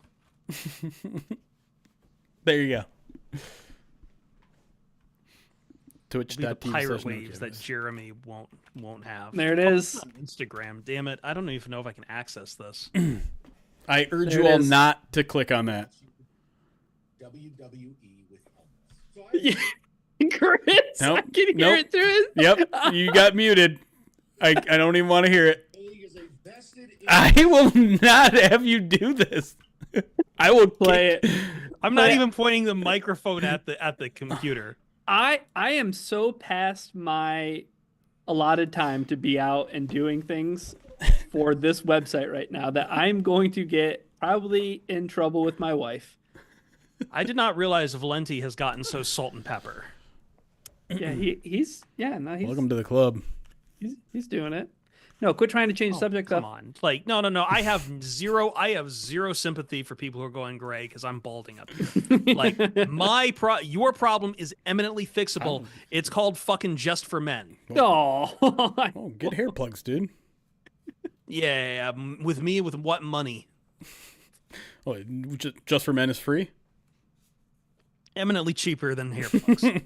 Nick the Greek is always saying that you're on the Blue Chew or Hims or whatever, so I figured. I have thought about the Nutrafol.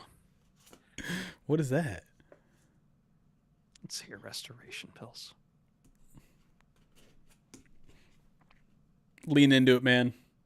No, I will not. My I hair is refuse to be receding. the white I'm getting guy there. who has a shaved head and a goatee. I refuse to have that in my life.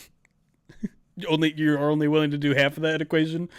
Fly to Turkey and take care of it. Someone, who was it? Emmanuel Bruni was like, I've been talking on Blue Sky about I'm in a lot of burnout these days.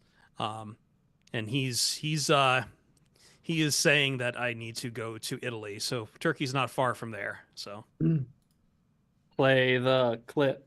Not gonna do it. Play the clip. People that have wanted to watch it already clicked on it and watched it. I just can't take, I think the thing where I get from it is like, it's the first couple seconds. Like, I can't have you going that far into just hating the NFL itself. Where I'm like, all right, whatever. I just know it's everything that would trigger Jeremy, and I want. Yeah, that's why I'm not gonna watch it. The first line would make him throw his microphone. Here's the thing. I don't want to be a megaphone for that guy. At least this take on him. I'm actually not as big of a Valenti hater as a lot of people are. But even in jest, I don't want people to hear this guy give some wackadoo theory. I mean, but come on, 97.1 is a preset in most people's cars, anyways. So like, How is it that Detroit is so big of a sports town, we still only have one sports station? they tried. Does Woodward Sports not exist? Oh man, is that Woodward shade, Chris? What's their FM frequency or AM frequency? Do they have one? No? Okay. Get on the band. Radio, Get on the radio radio's wave. dead, fans. Chris. Not yet. I mean, Cowherd. I mean, God bless. Apparently, Cowherd's going to survive. So, I mean, that was scary today. Did you guys see that? My dad was concerned. He no like idea what you're stopped. talking about. He stopped everything he was doing to like come and let me know.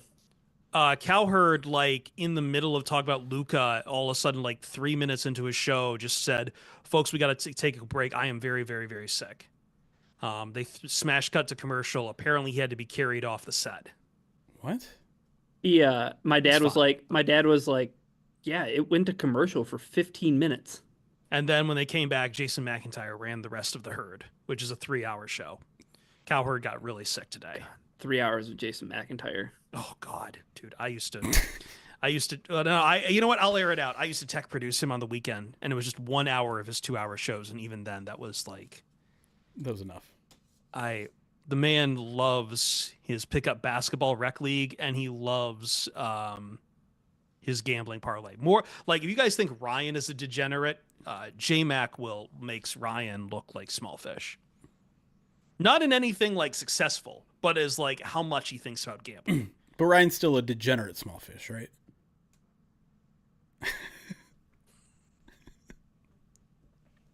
How dare you?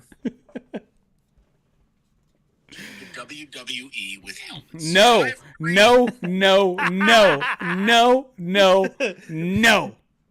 You know what? It's been so No, long no. since we've had a. I It's can been turn so off- long I'll since turn we've off had your a video, Mark too. Richt has lost control of. Mark Richt has lost control of Georgia. Now it's Jeremy Reisman has lost control of the podcast. Push push. Lose. I hate you. Stop it. Tush push. Stop it. Can I kick people from this? Oh, I can put you in a waiting room. so. Do you want me to put you in a waiting room? Ryan? Do you want to get put in a waiting room? Kansas City. All right, fine. Fine. Jesus. I warned him. I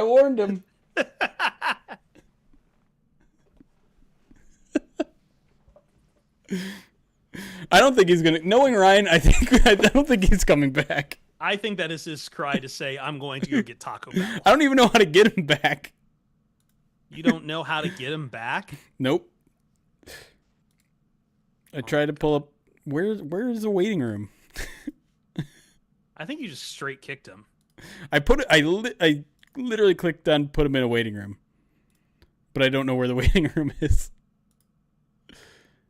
Where? No. Ryan's He's in gone. chat now. Is he in chat? Yeah. Oh yes. Gotta cut. Listen. Told you I run the show. I'm sorry. There's strict rules here. And he was given ample warning. This is censorship. I don't have to abide by the First Amendment on this podcast. You are not given free speech when you're in the POD cast. So I don't know. And come to the jungle. We got fun and games. All right. We should get out of here though. Yeah. I do need to ask you a couple things. We've been live almost 3 hours. Everyone just let's all go to Taco Bell. Get your favorite items. I might. I saw those might like too. dipping. I saw those dipping burritos. I'm like, that actually sounds good. Get one of those and steak and like an chicken enchilada burrito on the side. Welcome to North Paduria. North Paduria. Goof, you're the best. All right. We're gonna don't call me that. Don't call me that. Jeremy. Don't call me that. Midweek mailbag will be back this week. Not just Hell yeah. a POD direct exclusive this week. So I'm not sure when that's going to be. Maybe Wednesday night. And then after that, Scraps will launch at some point once I have a little bit of time to settle down. It is Super Bowl week, so I'm pulling some extra shifts, but I will settle down and I saw that from Drew Fowl. Yeah. Yikes. Someone asked, But yeah, no, Scraps will be back again. Once again, Scraps is coming every week. Someone asked at the very beginning of stream whether I would do a Madden sim this week for the Super Bowl? And I think the answer is going to be yes. I haven't fully committed to that yet. Would people be interested in having a Super Bowl stream, a watch party stream with us? I'm not going to do no that. brought no decaf. But if you want to do that, I mean, I'm not. I'm working until I think 6, but like, I don't think I'm going to any Super Bowl parties or anything like that at the foreseeable future. I mean, I might if I can find one around LA, but I don't think that's going to happen. So, I mean, shit. Yeah, no one likes football in LA. Sorry, I had to. God damn, man. You let him out of the state for 2 years, and this is what happens. 2. I've been out since in 7, brother. Jesus Christ. I realized this the other day. Like, I think I am now. Like, how long did you live in LA again? 9 years. I'm coming up on it quick because I moved out in 2017. Damn. Yeah. So yeah, I'm going to surpass you very soon. That's crazy.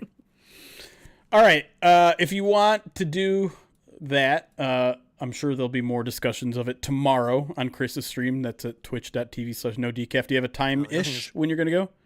It's always 7 p.m. I have it actually on the Eastern? schedule on my Twitch stream now. There you go. 7 p.m. Eastern tomorrow. And Variety that's stream. just me drinking. I have a couple friends on, including CJ and KG. Nice. The Alphabet Squadron. And I think last couple times I played some random games. I do have to get into Indiana Jones at some point, but I don't know if I can handle that while drinking on stream. So it's usually 3 hours of just nonsense. And I really appreciate everyone who's come around for it. And thank you to Lord Goofa for giving us our first channel meme, which is Montez. I think it's more fun that I don't know what that is all about. No, I'll share the video if I can find the video with you. It's a very Toledo thing that happened. All right, and with that, let's get out of here. Thank you, Shorian and Abraham, for the follows here as we're closing up shop here. But yeah, we'll be live again either Wednesday or Thursday night for the midweek. Go watch Chris's Twitch stream tomorrow, twitch.tv/nodecaf, and then probably Madden Sim Saturday morning. But until then, have a great